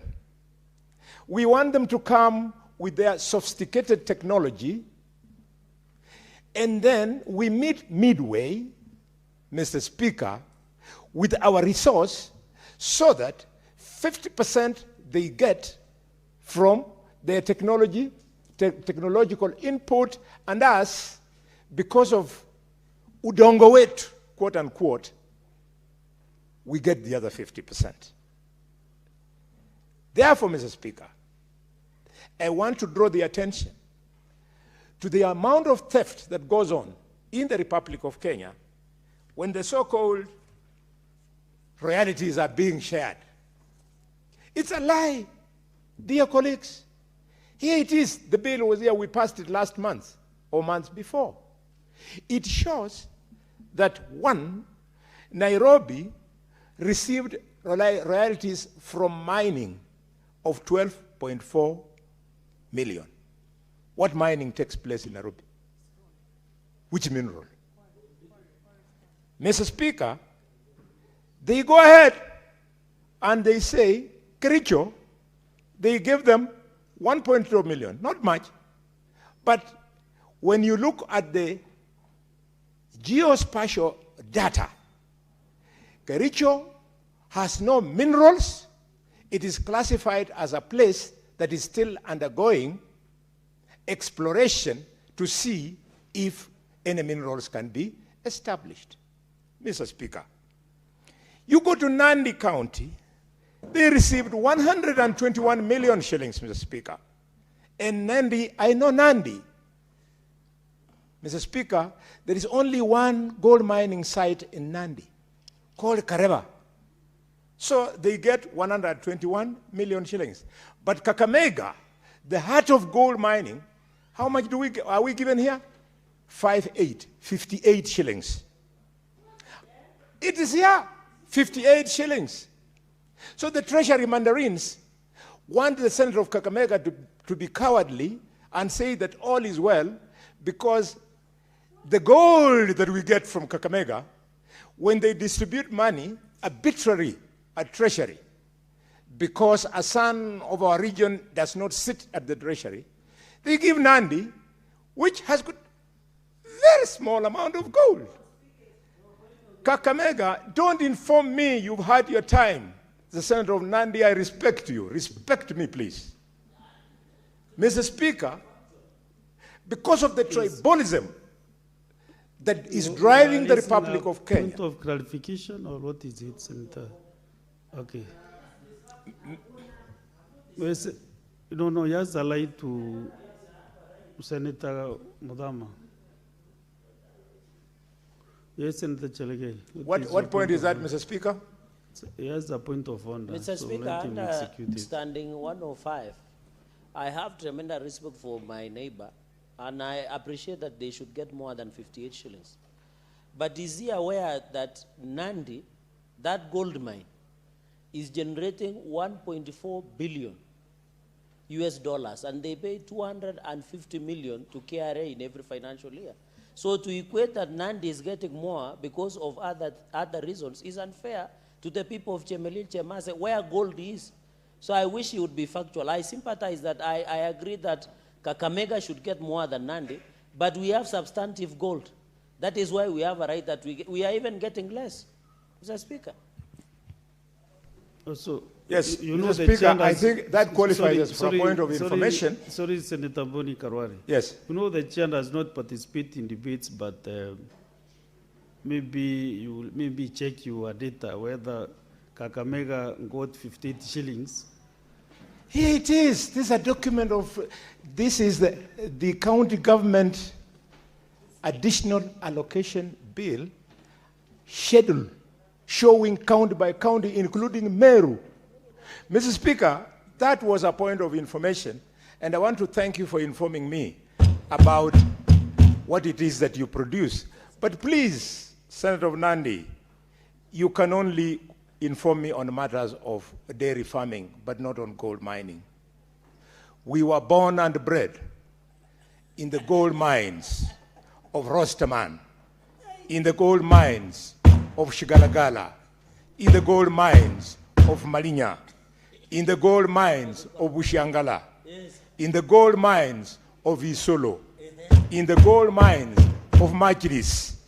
We are the ones who are today sitting, Mr. Speaker, according to geospatial data, sitting on gold was 658 billion shillings. And they give us 58 shillings. And the minister, Hassan Ali Joho, and his peers, they intimidate the people of Ikolomani, Mr. Speaker, with some dog-eared police officers there, that unless you succumb, we are going to tear gas you, we will shoot you. Yes, so far they have killed 6 of our sons, but we are telling them, don't teach our children to become militant. Because we have told them that if they must pay with their lives, as they are paying, in defense of that resource of 658 billion shillings, then history will judge us fairly, Mr. Speaker. Mr. Speaker, today, as we speak, the country saw the president was announcing giving compensation to people who had been shot by the police when demonstrating. All the children who were shot by the police when they were demonstrating against this injustice, not a single one of them was given a shilling.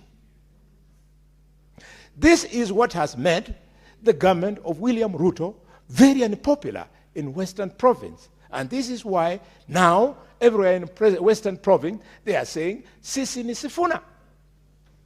It is not a joke. These are issues, real issues of life and death. Mr. Speaker, I want to persuade this House that let this bill be stepped down. We talk to the National Assembly, we cut the shackles of neo-colonialism and ask ourselves, how do we want to do the business of exploiting mineral resources? We have to, Mr. Speaker. Mr. Speaker, for the reason that if you discovered a mineral resource in the US the way they have, in the UK the way they have, the oil they have, and you attempted to go there as an African and tell them that you wanted to pay them royalty, you will be lucky to come out alive. Why do we allow them to come this way and they walk away with our wealth? Many of you, especially Professor Tom Ogienda here, you've been to the House of the Lords, House of Lords.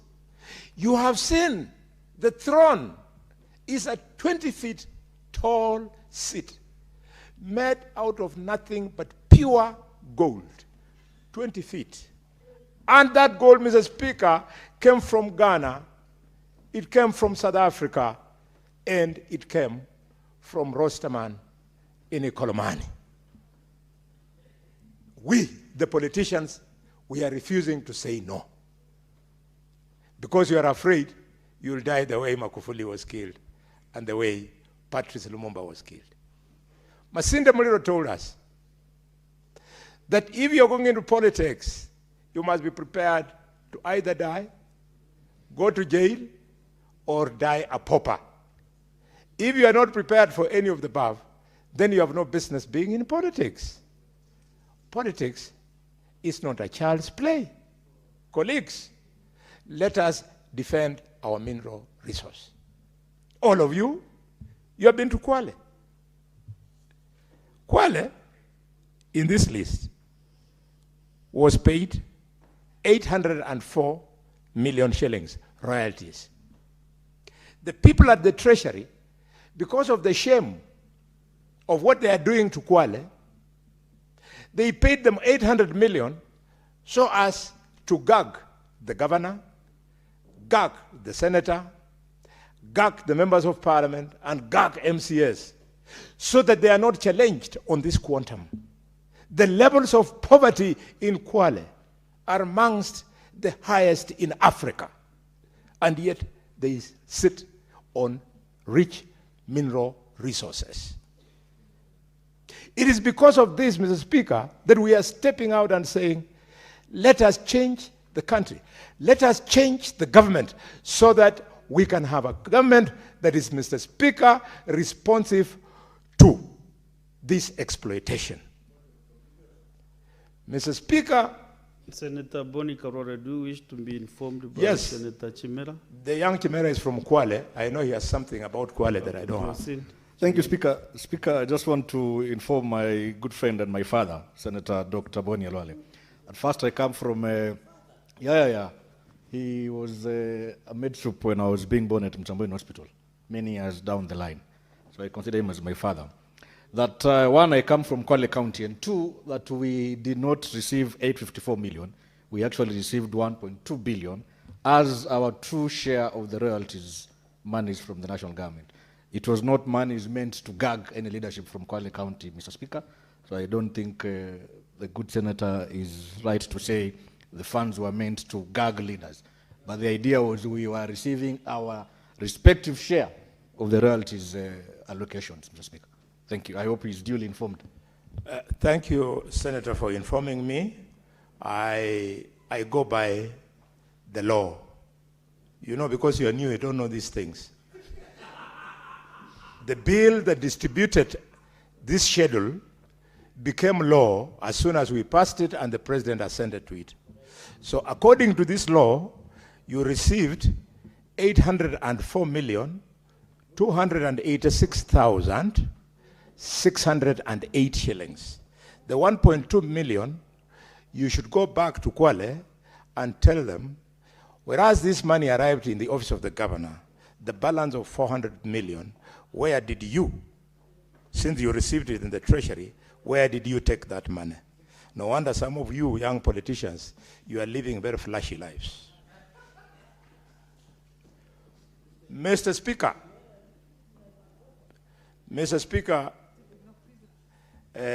you know, Chimera, I was the doctor in charge at Msambweni Hospital when he was being born.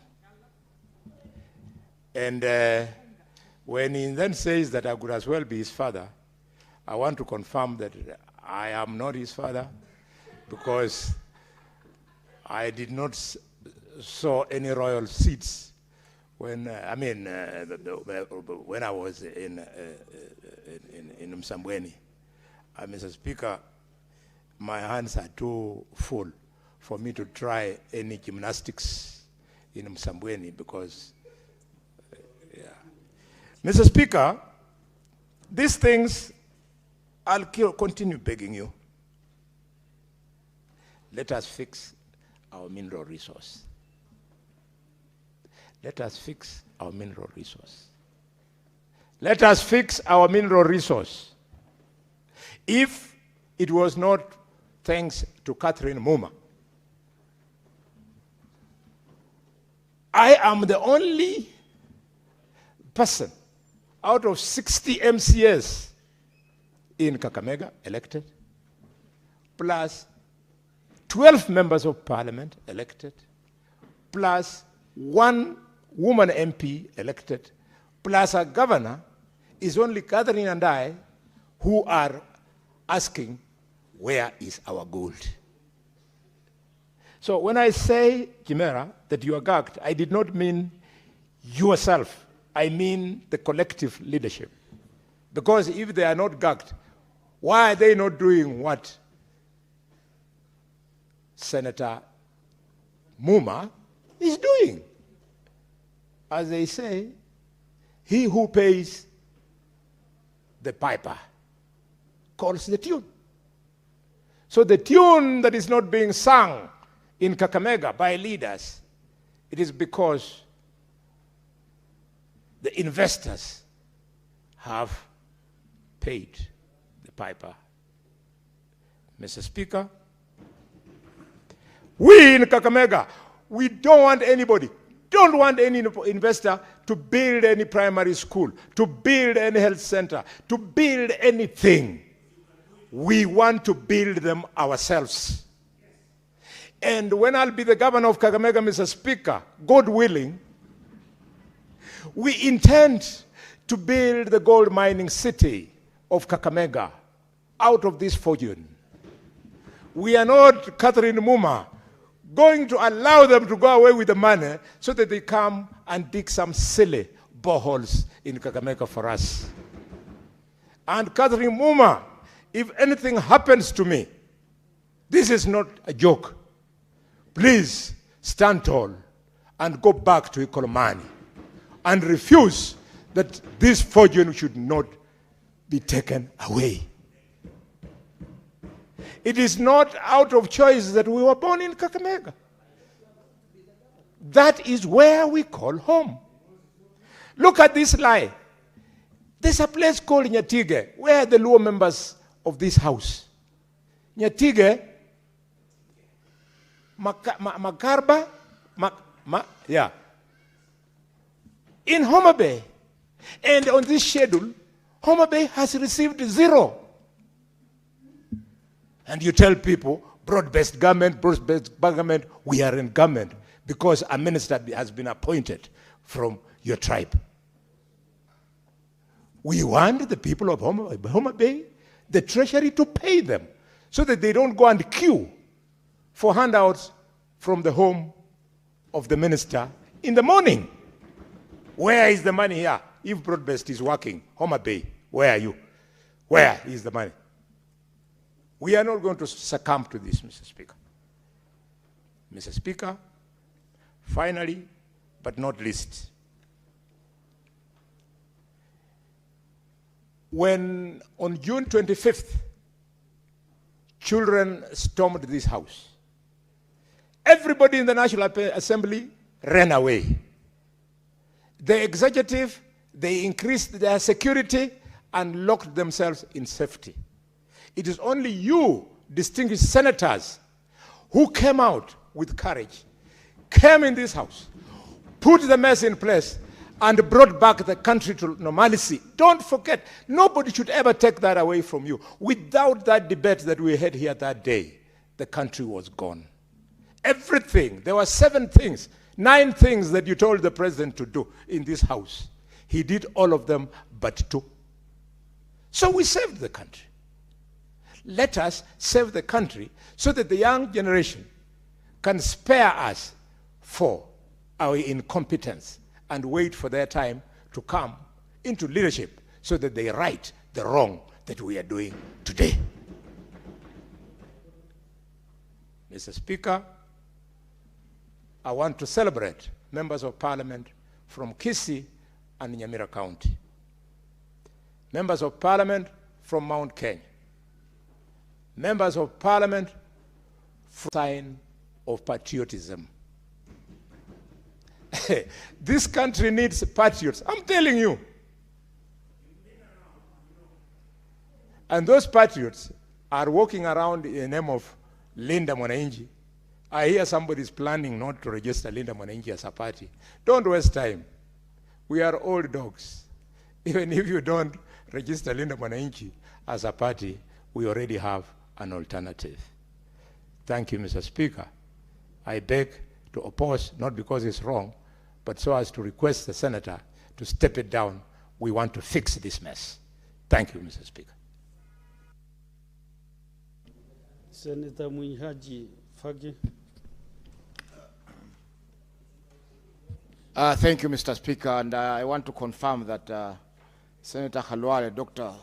Senator Boni Khalwale, worked in the Coast region, and he was at some point at Portree's mental hospital. Yes, he's doctor. I said doctor. Dr. Khalwale. No, I don't know whether he was a patient, but I know he was a doctor. Thank you, Mr. Speaker, for giving me this opportunity.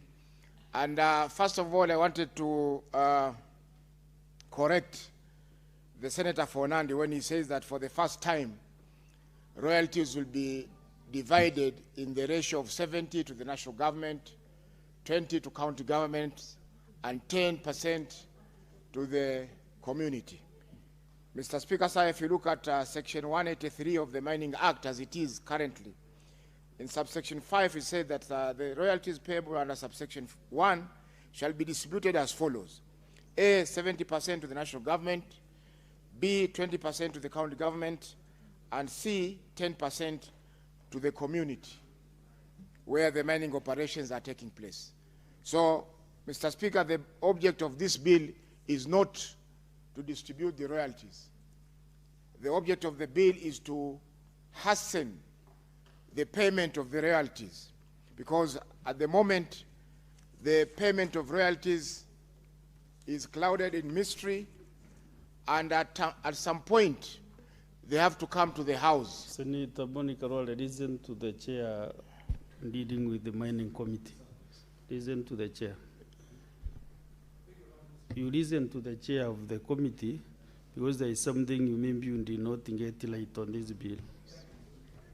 So the object of the bill, Mr. Chairman, is to fasten or hasten the payment of the royalties. And also explain the royalties, because I'm aware we have the royalties already explained. Yes. How they are divided among Yes. The royalties that are collected by the government, 10% goes to the community, 20% goes to the county government, and 70% goes to the government. However, payment of the 20% and 10% that goes to the community and to the county government has been a problem throughout this government and maybe the previous government. For instance, Mr. Speaker, sir, titanium mining, Tiomin came, they did their mining, they concluded last year, they are now in the process of rehabilitating the lands where the mining took place, but the mining royalties are being paid this financial year. Kwale just received, according to Senator Chimera, just received 1.2 billion from that royalties that were collected over the years, about 10 years or so, when the mining took place. So this delay in payment of the royalties to the county governments and to the communities is the problem that is being attempted to be cured by this amendment. Senator Onyonk, you know this is not a village in Kisii. This, just pass by where you go to the barn, then you come back.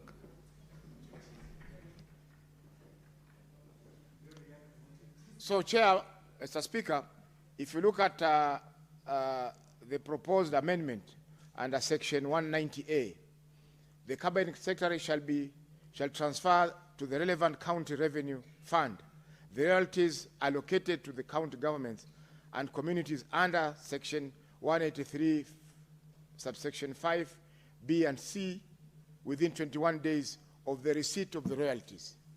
Unlike now, where they have to go to the Treasury, they wait for the Parliament to pass the conditional allocations bill, and that's when now they follow the disbursement schedule that is normally passed to be able to receive the funds. Even then, they are not sure whether the funds will be paid or not. So this is a welcome amendment, Mr. Speaker, and we look forward to having it actuated.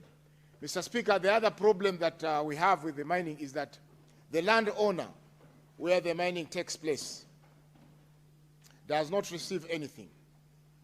I was in Ikolomani Malinya last month. And Senator Khalwale was present, Senator Muma was present, and my committee was present.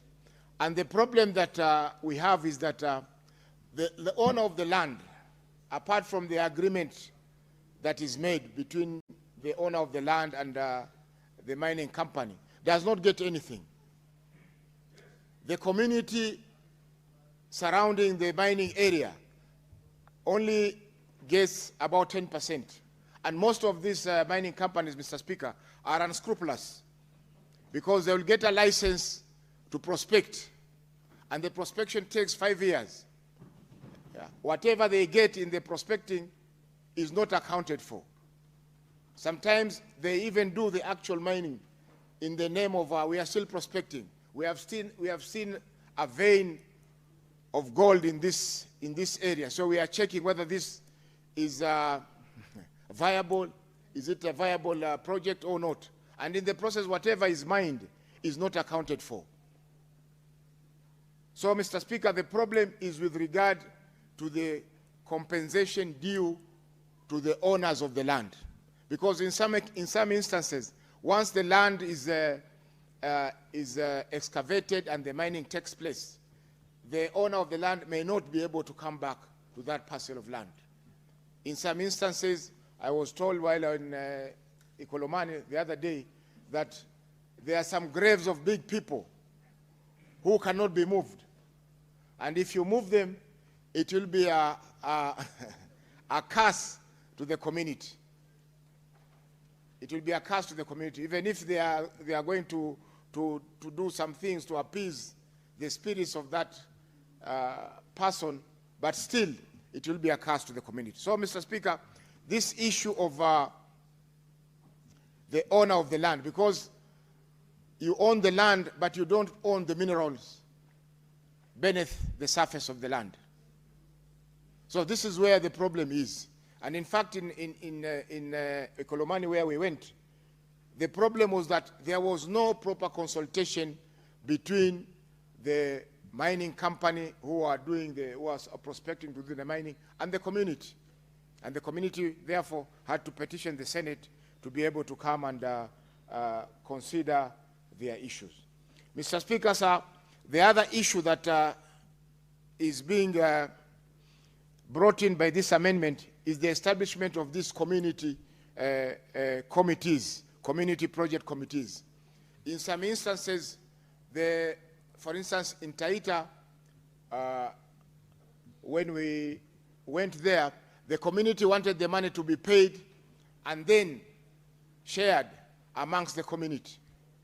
This is again also happening in places like Jaribuni, where there's a lot of quarry activities. The money that is supposed to be paid to the community is not maybe planned for what they want to do as a community. In some instances, they have come up with proposals. For instance, they want to put up health centers to protect the people from the dust pollution and also treat those who have been affected. In some instances, they want to create bursary funds so that the students coming from those communities are able to be educated through this fund.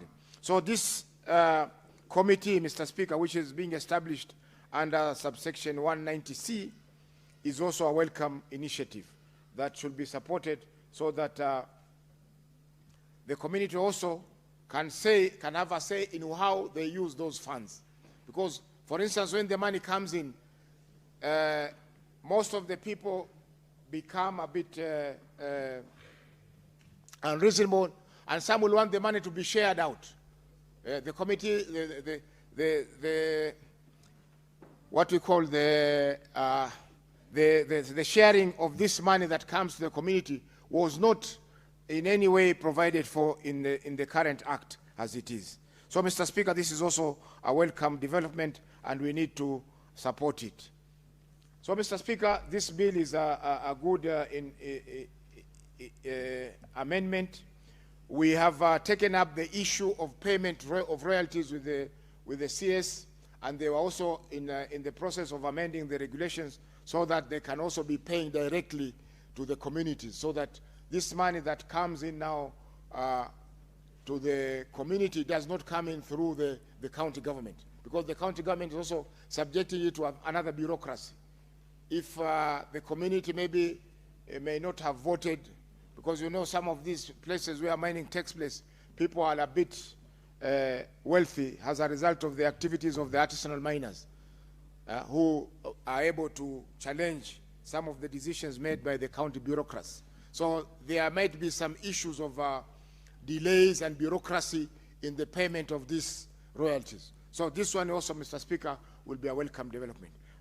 Mr. Speaker, sir, I move that I support this bill and pray that the senators support it and we pass it. Thank you, Mr. Speaker, sir.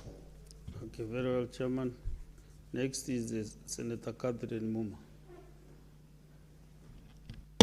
Muma. Thank you, Honorable Speaker, for the opportunity to contribute to this bill. Honorable Speaker, this bill concerns itself on the use of royalties from mining activities within communities, and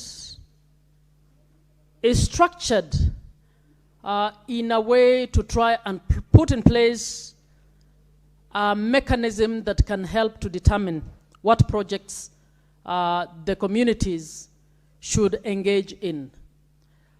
Having gone through and still going through the issue of discussing the matter of gold mining and the manner in which the people of Isulu Ikolomani are being bullied into accepting whoever has been brought to them without proper understanding of what is going on, I am persuaded to request this House that the real need that this House needs to engage itself in is the need to completely overhaul the mining law to ensure that mining activities benefit the people of Kenya instead of benefiting largely foreign investors with a few individuals. Honorable Speaker,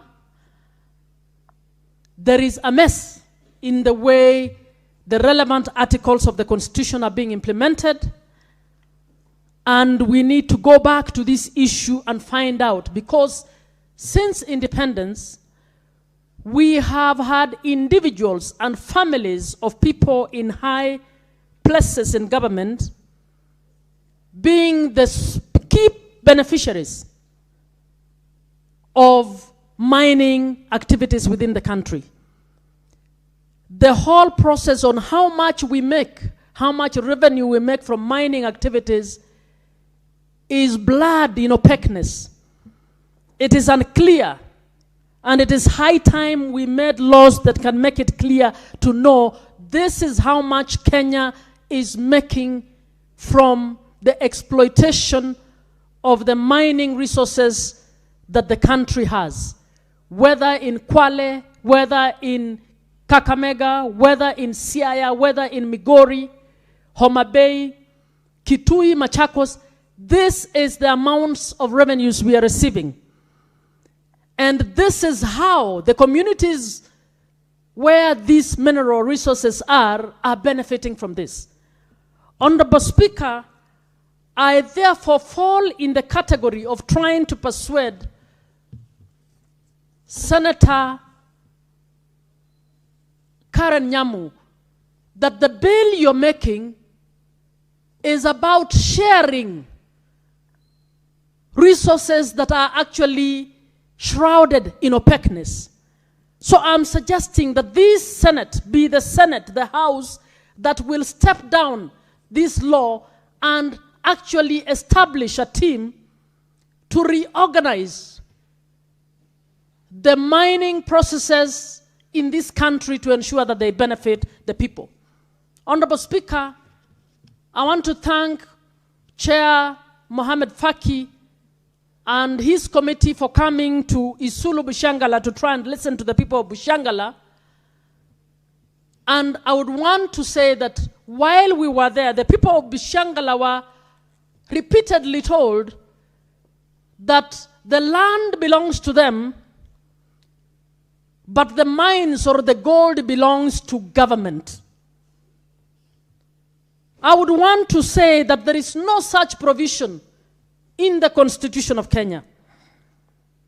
The Constitution of Kenya provides in Article 69(1) that the state shall ensure sustainable exploitation, utilization, management, and conservation of the environment and natural resources, and ensure the equitable sharing of the accruing benefits. It then goes further to say that the state shall utilize the environment and natural resource for the benefit of the people of Kenya, not for the benefit of somebody called government. And because of that interpretation that somebody called government is the owner of gold, is the owner of gemstones, is the owner of oil in Turkana, there are those who believe that because they are at the top of government, they are the ones who own these mineral resources, so they are the ones who will decide which foreigner will come and get into partnership with them to exploit those. And even as they do so, it is unclear how much monies they are putting into the treasury. Therefore, it is unclear for us to be able to audit to say that this county has contributed revenue equivalent to so much in terms of resources made out of gold, made out of gemstones, and so on. So the problem of this country, Honorable Speaker, is not how we are sharing the little that they are giving. If you look at the schedule that Senator Khalwale is making reference to, for the financial year 2026-2027, the 20% share of mineral royalties that Kakamega is receiving is 58 Kenya shillings. 58 Kenya shillings. Speaker, it means the government made 290 Kenya shillings out of gold from Kakamega. That's exactly what it means. So now, Karen, the reason I'm saying we possibly need to relook and look at this, your committee that you are setting up here would be worrying about how Kakamega can get meat in order to decide how to use 58 Kenya shillings. Honorable Speaker, this particular Senate needs to say no to the stealing of the mineral resources in the country, which is done through collusion between the relevant state departments and senior people working together with companies that are incorporated out of this country. It's strange that we borrow so much money, but we don't have an idea of investing some of that money in the mining of our resources in order to make money for our people. Mr. Speaker, coming back to this law, assuming that everything was okay, and we are talking about the royalty, this law fails to recognize the need for factoring proper intergovernmental cooperation between the national government and the county government. It basically gives powers to the CS mining and brings in the CEC to be the one to coordinate, to advertise on how these people can be, the members of the committee can be hired. It then proceeds to give qualifications of who this member, who can be elected as a member to this committee. Very strange qualifications, because there are mainly 3 qualifications. One of them is that the person must be a member of the community. I find this one very strange, that a person must be proficient in English, Kiswahili, or Kenya Sign Language to be on this committee. These are committees. Some of the miners from my village are all the experts in mining in my village are people who may not have gone to school. Are people who may not be able to speak English or Kiswahili. I'm surprised we are not putting there a vernacular of the space where they are. Mining was a cultural activity in many of our communities. So we are actually designing this in such a way that it becomes another elitist group that will be determining for communities what they are supposed to do. The bill does also not consider the fact that a community project that may be picked might fall within the functional assignment of either level of government. And that's why it makes sense that when we make a law in the Senate, that law considers the possibility of how it intersects with the devolution. So if that committee were to elect to do a water resource, a water service to the community, that water service must be factored within the county plans around water service delivery within that community. If it was to select something to do with giving an agricultural support, we have to factor that agriculture is a devolved function, and therefore it needs to be fitted within the county government. But the point I made earlier is that the law we need in this country is a law that will ensure transparency in management of issues relating to mining. For instance, Honorable Speaker, we found out in Kakamega that the company that has been given a license, that is applying for a license for mining, is also getting a license for prospecting over the same area, surface area. You have a license for prospecting, you are applying for a license for mining. The license for mining is purportedly for this particular location, and the license for prospecting is for a larger location. Basically, trying to monopolize, put one company to be able to do everything in that area. But I asked the Ministry of Mining, the PS, whether the Ministry of Mining has the relevant capacity to be able to know whether a prospecting license is being used for mining. We must be able to show, we must be able to monitor, to be able to know that when people say they are prospecting, but they are mining and being escorted, using state resources to go and deliver whatever they are excavating from the ground, guarded to travel, we need to be able to monitor to find out if it is prospecting, that it is prospecting. If it is mining, we must have the capacity as the country to be able to say so much gold was extracted from Kakamega and its worth is this. It cannot be that you are sitting in Nairobi depending on the prospecting person to be able to tell you, no, this is what we got, and we got it in so many kilos, and therefore this is how much we are going to pay for it. Honorable Speaker, what I'm saying is our mining law has facilitated a lot of opaque activity around mining. That's why I'm wondering, that's why you end up with Kakamega being given 58 shillings in the name of royalties. I would want to know how much quantity that gold was.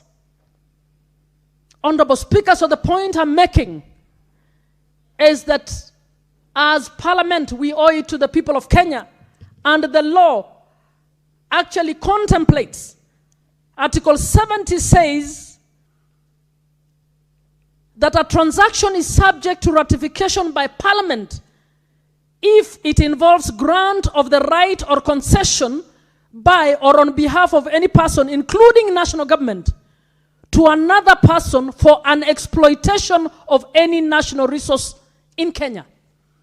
Parliament is supposed to be actually overseeing and helping in granting permissions over this issue. Are we doing that? Has the law we have passed helped us to protect the national resources for the benefit of Kenyans, not benefit of government, whoever that is? Because in the Constitution, the state is not executive government. The state is all institutions. It includes Parliament, the executive, the judiciary, and all other independent bodies. So, Honorable Speaker, much as I would want to give accolades to my sister for helping to see whether we can structure how royalties would be channeled, I would want to urge this House to do better and relook at our Mining Act with a view to overhauling it to deliver what the Constitution envisaged when the Constitution said for the benefit of the people of Kenya. As I finalize, Honorable Speaker, you will find that our own cultural miners, artisanal miners, are being treated as if they are lesser beings or they are lesser investors in the practice of mining, whether in Kwale, whether in Kakamega. And what we are having now are reactive regulations coming to try and deal in a particular way. My request is that we need an independent review of all these issues to ensure that the Article 69, Article 70, 71, in regard to natural resources are properly implemented. We might want to borrow from our sister country, Tanzania. When His Excellency Magufuli was there, they overhauled the mining law and regulations to ensure that there was greater benefit for the people of Tanzania than for those who had come to exploit and use the people and the resources of Tanzania for their own benefits. That's why they ran away from Tanzania and came to Kenya.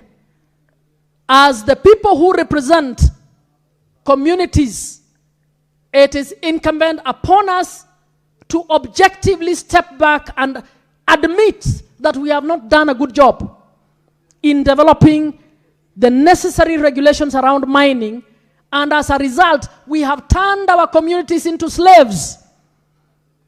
We are harming our rivers with mining that is unchecked. We are harming our lands, and we are bullying our communities, treating them as though they are slaves in order to benefit foreign countries in the manner in which they did when they went to South Africa, when they came here. So I'm asking we step back and in a very objective way decide how best can we roll out the constitutional expectations around our mineral resources. And even as we do so, we must contemplate the trillions of dollars that we are borrowing. Why can't we invest some of those trillions of dollars in our own exploitation of our resources in order to fast track our route to Singapore or wherever else we want to go to? Why do we hand over this? So that we are told we will be able to extract in my village alone 261 billion worth of gold without speaking other slots. but you want to hand it over to other people. Is the 13 trillion not enough to factor a little bit of it in organizing communities to do that exploitation as Kenya? I think we need to relook at these laws, to relook at the regulations, and as we look at these laws, we must do so with the lens of Article 10 of the Constitution. We must do so with Article 70 of the Constitution, that the mineral resources are supposed to be exploited for the benefit of the people of Kenya, not for the benefit of an individual called government or big boys. They are usually big boys, not big girls. Big boys in government working together with proxy small boys from abroad. We need to get our act in order. And before we do so, Honorable Karen, I would request that the problem is bigger.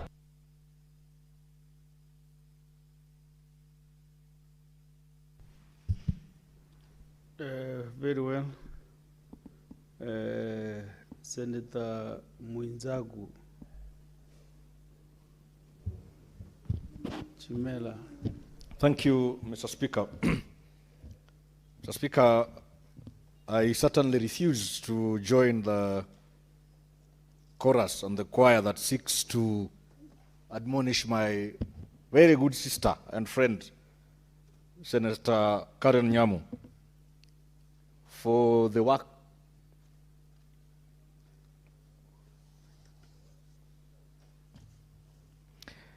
that she's done, Madam Speaker, in proposing these, which to me, Madam Speaker, in my view, are very timely amendments. But we have listened to you, Madam Speaker. And I'm sure Senator Karen Nyamu has equally listened to you as you ably prosecuted your views and submissions on this amendment bill, Madam Speaker, as well as those from Senator Dr. Boni Halwale. But I want to assure you, Madam Speaker, that this government, led by the Honorable William Samoei Ruto, is extremely keen in making sure that minerals benefit our people.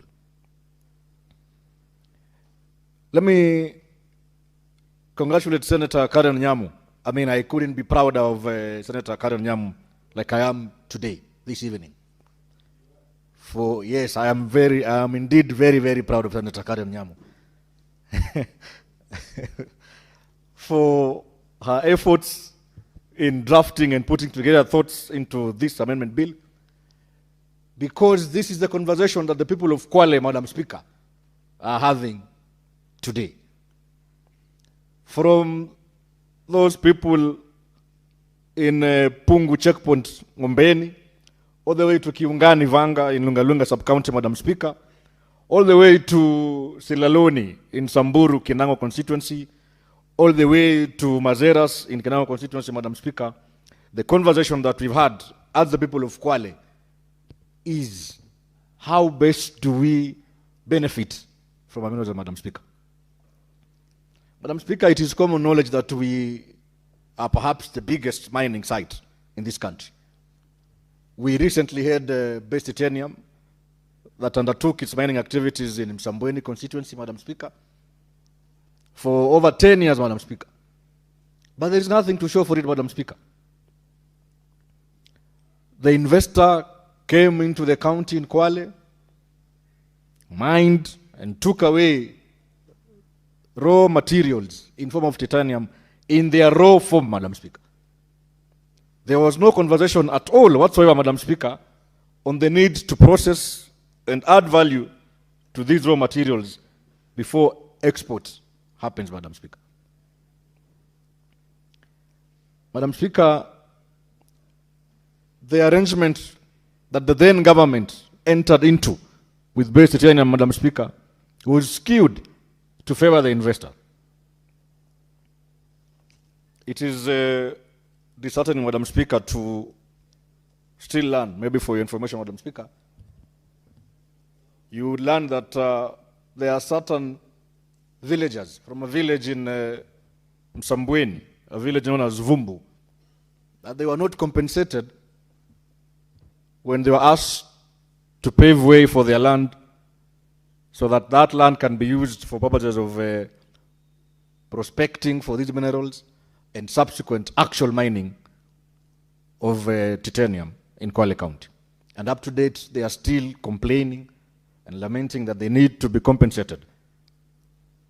But there's no one to speak for them. And partly I agree with you on the need to overhaul the Mining Act as it is today.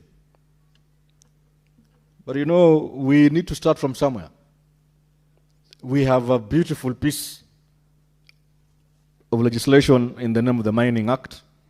It basically addresses the entire spectrum of what will be a mining activity, all the way from licensing, all the way from resettlement and compensation of the project affected persons, all the way to issues of compliance and enforcement. I think that must be part 9 of that Mining Act.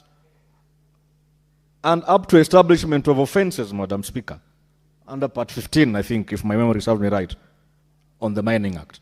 So we've done so well as a country in making sure that there is order and sanity in our mining activities, Madam Speaker. Madam Speaker, let me speak to the bill as proposed by Senator Karen Nyamu today, especially on the timely release of royalties to counties. It is common knowledge that an investor comes to the country, he seeks for a prospective license, ends up getting a prospective license, ends up acquiring a mining license, goes on the ground, starts mining, takes out the minerals out of the mining site to wherever it is, and I heard you saying Singapore or somewhere else, but I want to allow to tell you, Madam Speaker, that we are on course to going to Singapore. Don't worry, we shall be with you in Singapore. And you know,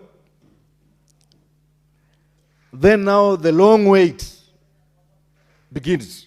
The wait for royalties begins. As I speak today, my county just recently received its rightful share of the royalties after waiting for so long that these monies have now come to the county of Kwale, and it has now begun and brought forward another conversation on how best do we share these royalties funds.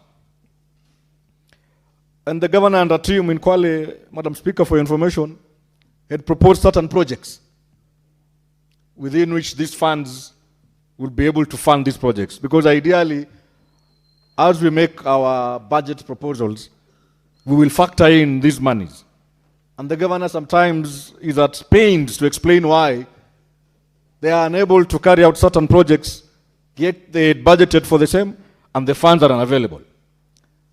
So the reason why I said I am very proud of Senator Karen Nyamu is because she has cured that mischief. That there is money from a mining activity, the same funds are sitting somewhere in Nairobi with the minister and the CS for Treasury. There is no legal framework that specifically speaks as to the timelines within which these funds should come to the county government as either the 20% that is duly meant and allocated for the county government, or even the 10% that is meant for the community, Madam Speaker. So I'm happy today that there will be law for the first time that mandates those in charge of releasing these funds within 21 days upon receipt of the royalties, Madam Speaker. That's what Section 190A of this amendment speaks to. Madam Speaker, the other conversation has to do on project identification and implementation of the same, Madam Speaker. Right now, the people of Msambweni are saying the mining activity happened in Msambweni. And so they are entitled to the largest share of the projects in Msambweni. But I want to remind my people in Kwale that these minerals are minerals for all of us. This resource is for the people of Kwale. Those of us who come from Lungalunga sub-county must equally have a share of these proceeds. Those of us who come from Matuga sub-county, Msambweni, and Kinango equally have a share of these royalties, Madam Speaker.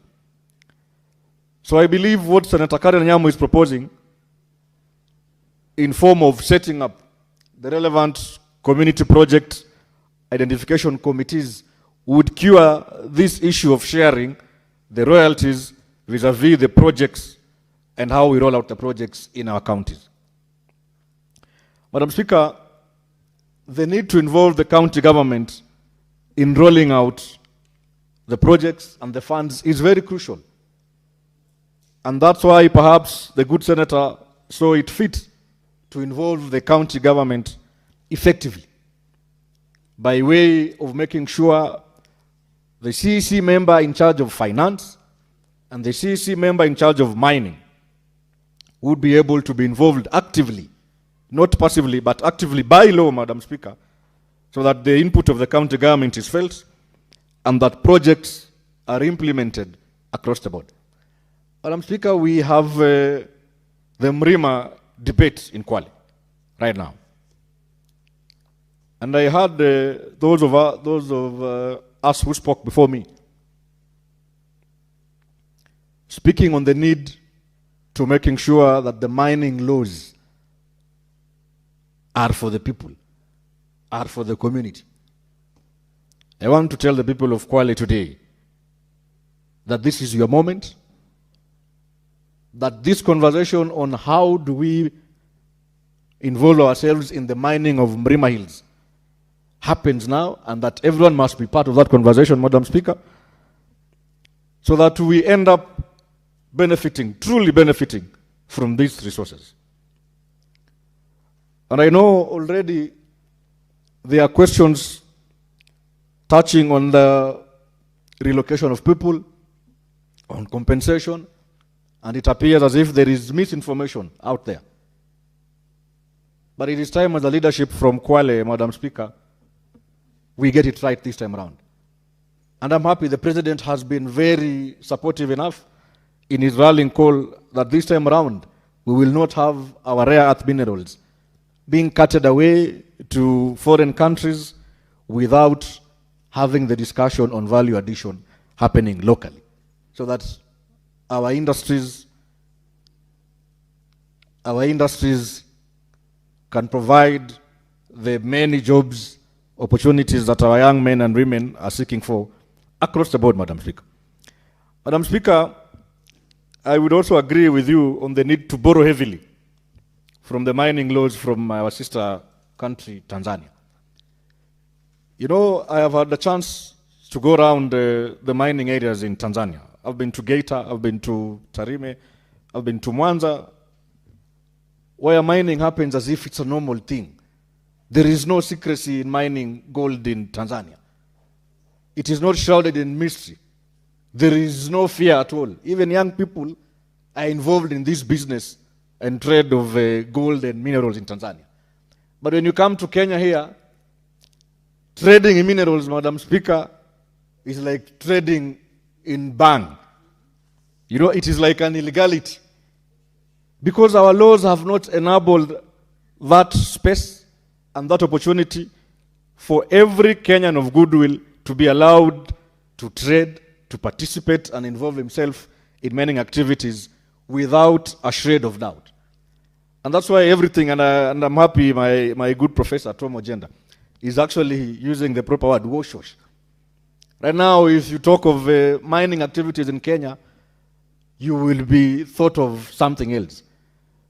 But if we overhaul the Mining Act as you've proposed, and I want to ask you and Senator Boni Alwale to lead this house in proposing these amendments, in proposing this overhaul of the law, Madam Speaker, so that ultimately we will end up having the proper mining regime in terms of a legal framework, so that every Kenyan who is interested in pursuing what is a mining activity can do so, knowing very sure that he has the full force and backing of the law. Madam Speaker, for those very many remarks, I want to thank and support the amendments as proposed by Senator Karen Nyamu. I know there is room for further amendments. We would wish to speak to them at that point in time. Senator Karen Nyamu, congratulations for these very, very timely amendments. And I hope many of us will speak towards supporting the same bill. Thank you, Madam Speaker, and thank you very much. Senator Mudama. Thank you, Madam Speaker, for giving me this opportunity to add my voice to this amendment bill from Senator Karen Nyamu. First of all, I would say that it's a very timely. And I would say, according to the royalties that are paid to the counties, the chair of lands has just told us that the county governments are supposed to receive 20% and the locals receive 10%. In this paper, what is written here is only the 20% that is supposed to go to the county governments, and the 10% that is supposed to go to the mwananchi is not here. So the royalties that are paid are only to the county government, Senator Chimera, and not even to the locals. So we should stand up and fight for the people, because the people that the mines belong to are really suffering, and they've suffered for so long.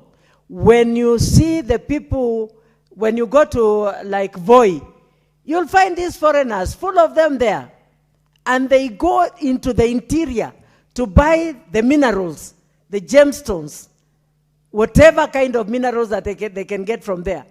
Who pays, who do they pay taxes to? We have just let our minerals be taken out of this country without any taxes being paid. And yet, Kenya, we are overloaded with debts of loans that are borrowed from outside the country. Yet, the minerals that we have here in this country can actually be enough to supply to every Kenyan. And as I talk this, I know what I'm talking about, because I've seen somebody dealing with stones, and I know what it means. But when you go down there to those people who are down there, you find them rotting in poverty. And yet, that land belongs to them, that mineral belongs to them, and they gain nothing, absolutely nothing. Madam Speaker, as Senator Karen Nyamu pursues to fasten the payment of the royalties to the counties, I would support what you have said, and Madam Speaker, and Senator Khalwale, that we overhaul the law about mining in this country. We have coal in this country. We have iron in this country. We have gold. We have gemstones. We have all manner of minerals in this country. And yet we are rotting in poverty. We are borrowing day in, day out, with no money to pay for the loans that the government is taking, and overloading the normal mwananchi with taxes to be able to pay the loans. And yet we have all what it takes to live, peacefully and happily, with every kind of money and development that we need in this country. And our people also get jobs. Madam Speaker, you've spoken of Tanzania. I've been to Tanzania, and I've gone to their mines department, wanting to know how their law work. And in Tanzania, no foreigner can register a company to do mining without a local mwananchi there being given 25% of the shares. And you remain with 75%. The local contributes nothing, but you must give them 25%. That's the law there. And that is why it is difficult to work in Tanzania. And that is why, as Senator Chemera said, everybody can mine easily with no fear. Here in Kenya, try to do it. How the stones or how the minerals will go out of your pocket, out of your way, you will not even know.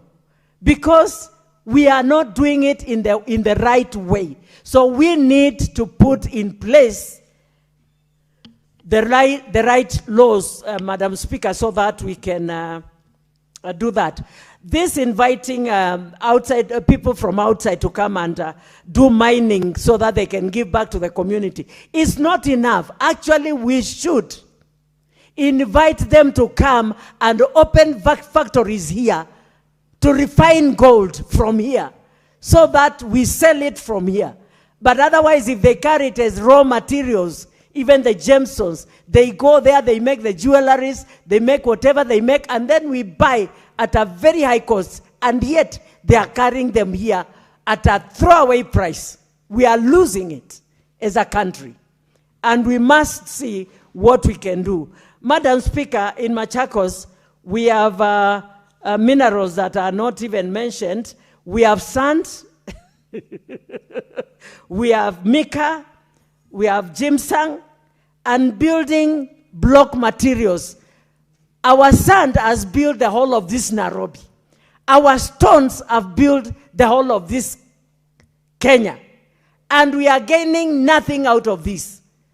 I would say, Senator Karen, as you look at the minerals, kindly look at also sand and the building stones that are there in so many ways. Madam Speaker, if I may mention just a local place in Machakos County, in Mavoko at the river, where we get the quarries, where we get all the stones.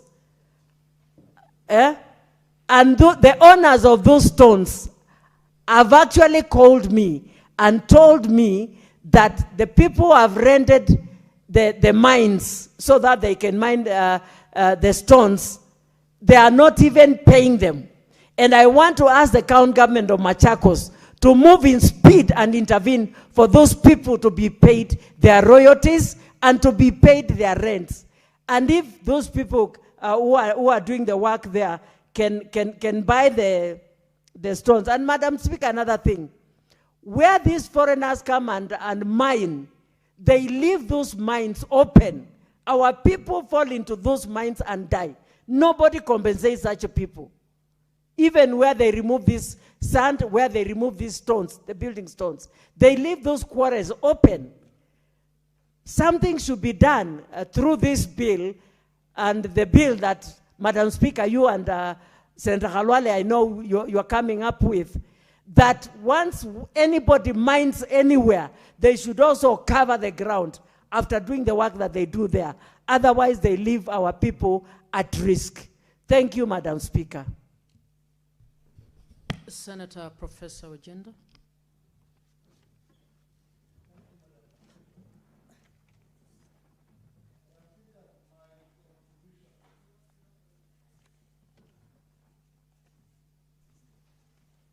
Thank you, Madam Speaker. Madam Speaker, my contribution to the bill by Senator Nyamu, and I congratulate Senator Nyamu for bringing an amendment to the Mining Act, Cap 306, laws of Kenya, and for the first time demonstrating that she's indeed a lawyer of standing who understands that we need to action the Mining Act. Senator Nyamu, congratulations for that. Madam Speaker, however, I will point to substantive amendments at this stage. Number one, Madam Speaker, under the Constitution, and indeed the framers of the Constitution intended that whereas the royalties are shared in the ratio of 70, 20, and 10 from government to county and then to the community, it is the unfairness in that ratio that has informed the submissions this afternoon of Senator Halwale. And I think, Madam Speaker, has also informed your submissions that it is that unfair ratio that needs to be addressed first under the Mining Act. That share probably should be 50-30-20 or 50-25-25, so that there's fairness to the community, number one, and two, to the county governments where the minerals reside anyway. Madam Speaker, so that would be an amendment that should be originated by another senator if Senator Nyamu has not done so, but that's an important point. But we need equity and fairness in the distribution of royalties to communities where those minerals are, and must also consider, Madam Speaker, that those counties, now we have counties, we have 48 governments, and those counties where we have minerals must benefit from mining, so that if it is gold in Kakamega, let the county government of Kakamega benefit. If it is gold somewhere in Makalda, let the Migori government benefit, so that we don't have an unfair royalties when we know minerals reside in a particular county. But Madam Speaker, to the point of this amendment is good. It is good, but however, ignores the fact that the appointing authority in the county is the county governor. And therefore, the CC Mining and the CC Finance have no business appointing individuals and creating further bureaucracy in the management of funds that come to the county. Those funds, if there's need to appoint a committee, and if those funds are not channeled, because in my view, number one, those funds should be channeled to the CRF, the County Revenue Fund, for use by the county in the normal manner. That is the 20%. The 10% for the community, Madam Speaker, once it comes to the county for the benefit of the community, as the amendment intends, the appointing authority under the proposed section 190C of the Mining Act should be the governor, and the structure should not be as elaborate as set out. It should be 2 or 3 members of the actual community where the mineral resides, so that if it is gold in Ikolomani, for instance, appoint people from Ikolomani from that region, a framework that will make it easy to manage the funds and not create another bureaucracy that then takes all the funds before the public benefits. That is the intendment of a benefit. It should flow directly to the people. Madam Speaker, number 2, the other qualifications, in my view, that English and Swahili are really unfortunate. I think as long as the members of the community have some form of governance, some ability to show that they can govern, maybe some knowledge in finance, public finance, law, administration, and things like that, then I think that would be the normal course of appointing individuals to boards. Let the board be lean, 5 members at most, then let them focus on a particular plan to implement a project in that community. The project should also be community specific. For me, that is the amendment that is deserved under 190C. Then when we go down, the governor appoints a lean framework, then the project is implemented directly, so that when funds come like the one in Kwale, the 1.2 billion, if that was the 20%, 10% would be 600 million.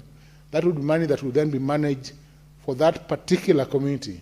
If it's the community in Mrima, where there's gold that is unmined and where people are openly poor, I'm told they walk without shoes. Madam Speaker, let the community in Mrima take advantage of that 10%, manage their resources, and move on. If it's Kakamega, I'm shocked, Madam Speaker, that they earned 58 shillings as royalties.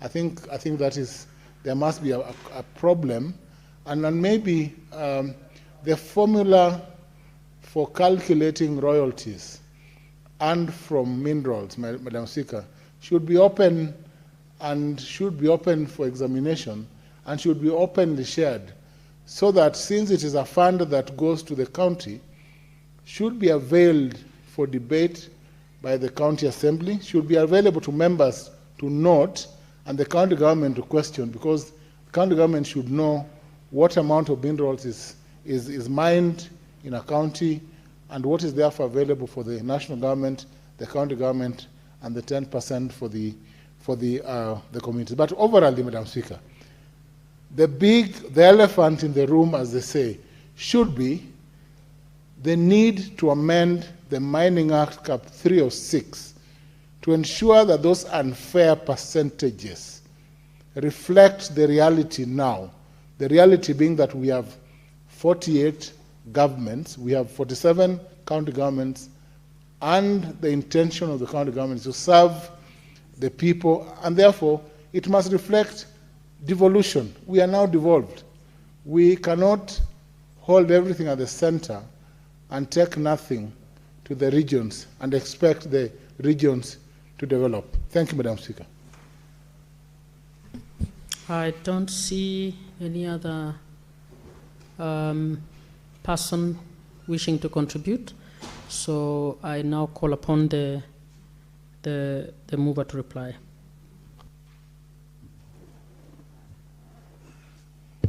Thank you very much, Madam Speaker. And while I appreciate the sentiments of my colleagues, Senator Boni Halwale, Senator Catherine Muma, Senator Kavindu of Machakos, on government having a bigger stake on behalf of its people and everyone in the mining operations, this amendment is not about who should mine and who should not mine. This amendment addresses a more immediate issue, the issue of management of royalties that go to our people. Because, Madam Speaker, the government taking over operations of mining does not eliminate the fact that royalties need to go to the ground. And it does not eliminate the fact that we need a framework to manage these royalties transparently, representative of the people. I mean, in a manner that represents the people and their interests.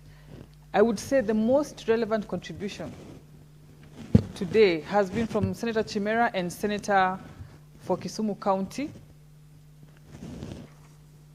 Tom Ojenda, because he has addressed directly the amendment and the composition of the committee and the composition of the royalties, how they should be shared. If this House wishes to debate a broader participation by the government, and if the government has the finances and the capabilities of running our mining operations in the country, that is a different amendment altogether and a broader policy framework that is not before this House today. At the end of the day, we need a transparent way in which royalties that accrue to the society or to the communities will be managed. That cannot be wished away by the fact that we cannot let foreigners, the discussion of foreigners taking all the minerals. And for your information, that's not what happens. Foreigners do not come and mine our minerals and just live with them. The licenses that the government gives them have conditions. It is not their minerals. The minerals belong to us. And the licenses point that out. And how we get the bigger share, we still get taxes, you know? So I think we should not deny the communities their rightful royalties by delaying this amendment or missing the point altogether, Madam Speaker. And I want to... Senator Kenywa, what's your point of order? One time. Madam Speaker, it's not really a point of order, it's a point of clarification. The good senator she's saying that the foreigners don't take our minerals, all of it. They do. That's why we have this law, so that they can be guided properly, so that they don't take all our minerals. That's why we have, even about oil, we have 5% going to the community, and that's why we have this law. So I would want her clarification, what she means that the foreigners don't come to this country or any other country and take all the minerals. Senator Karen, you might want to clarify what you meant. I think he has answered himself, because he has said that there is provisions for how the miners or the foreigners should appropriate the funds in which, the funds from which they get from what they extract. So if he's aware that they give 5% to the community, and whatever percent, how does that translate to them taking the minerals to themselves, all to themselves? I would like members to have a look at a mining license. It is not a license to run a matatu, whereby the owner ferries people and gets the entire profit. There's intricate details of what the country gets, what the county government gets, the taxes and all that. And if we want to amend that, if we want the foreigners to get 10%, it is up to us. But today, that's not what we are legislating. We are trying to ensure that communities, royalties are not abused on the ground, that people at the county level and the county government level and at the community level also are not taking advantage of our people and using funds in a manner that we cannot trace. That is a framework set out in this amendment, and we can debate that. But if we want to talk about the country taking charge of our mining operations, that's a whole other debate that we can do at a later time. And Madam Speaker, I want to request that putting of the question be deferred to a later date, pursuant to Standing Order 66.3. It is so deferred. The putting of the question is so deferred. Next order.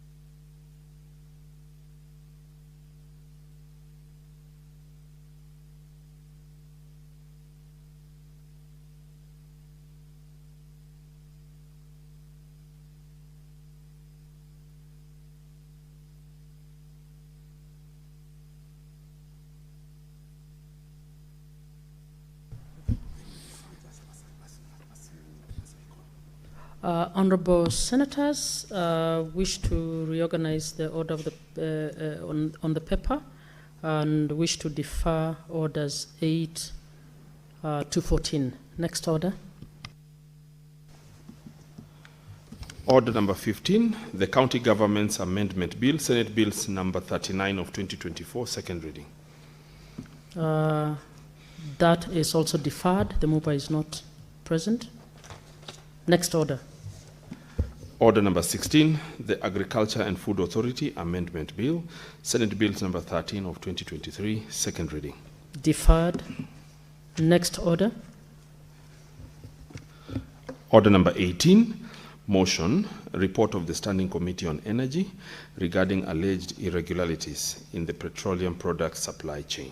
Deferred. Next order. Order number 19, motion, report of the Standing Committee on Energy on its inquiry regarding the handing over of a cooking gas handling facilities in Mombasa County to a private firm. Honorable Senators, orders number 20 and 21 are also deferred. Honorable Senators, there being no other business on the order paper, the Senate stands adjourned until tomorrow, Thursday, 30th July 2026 at 2:30 p.m.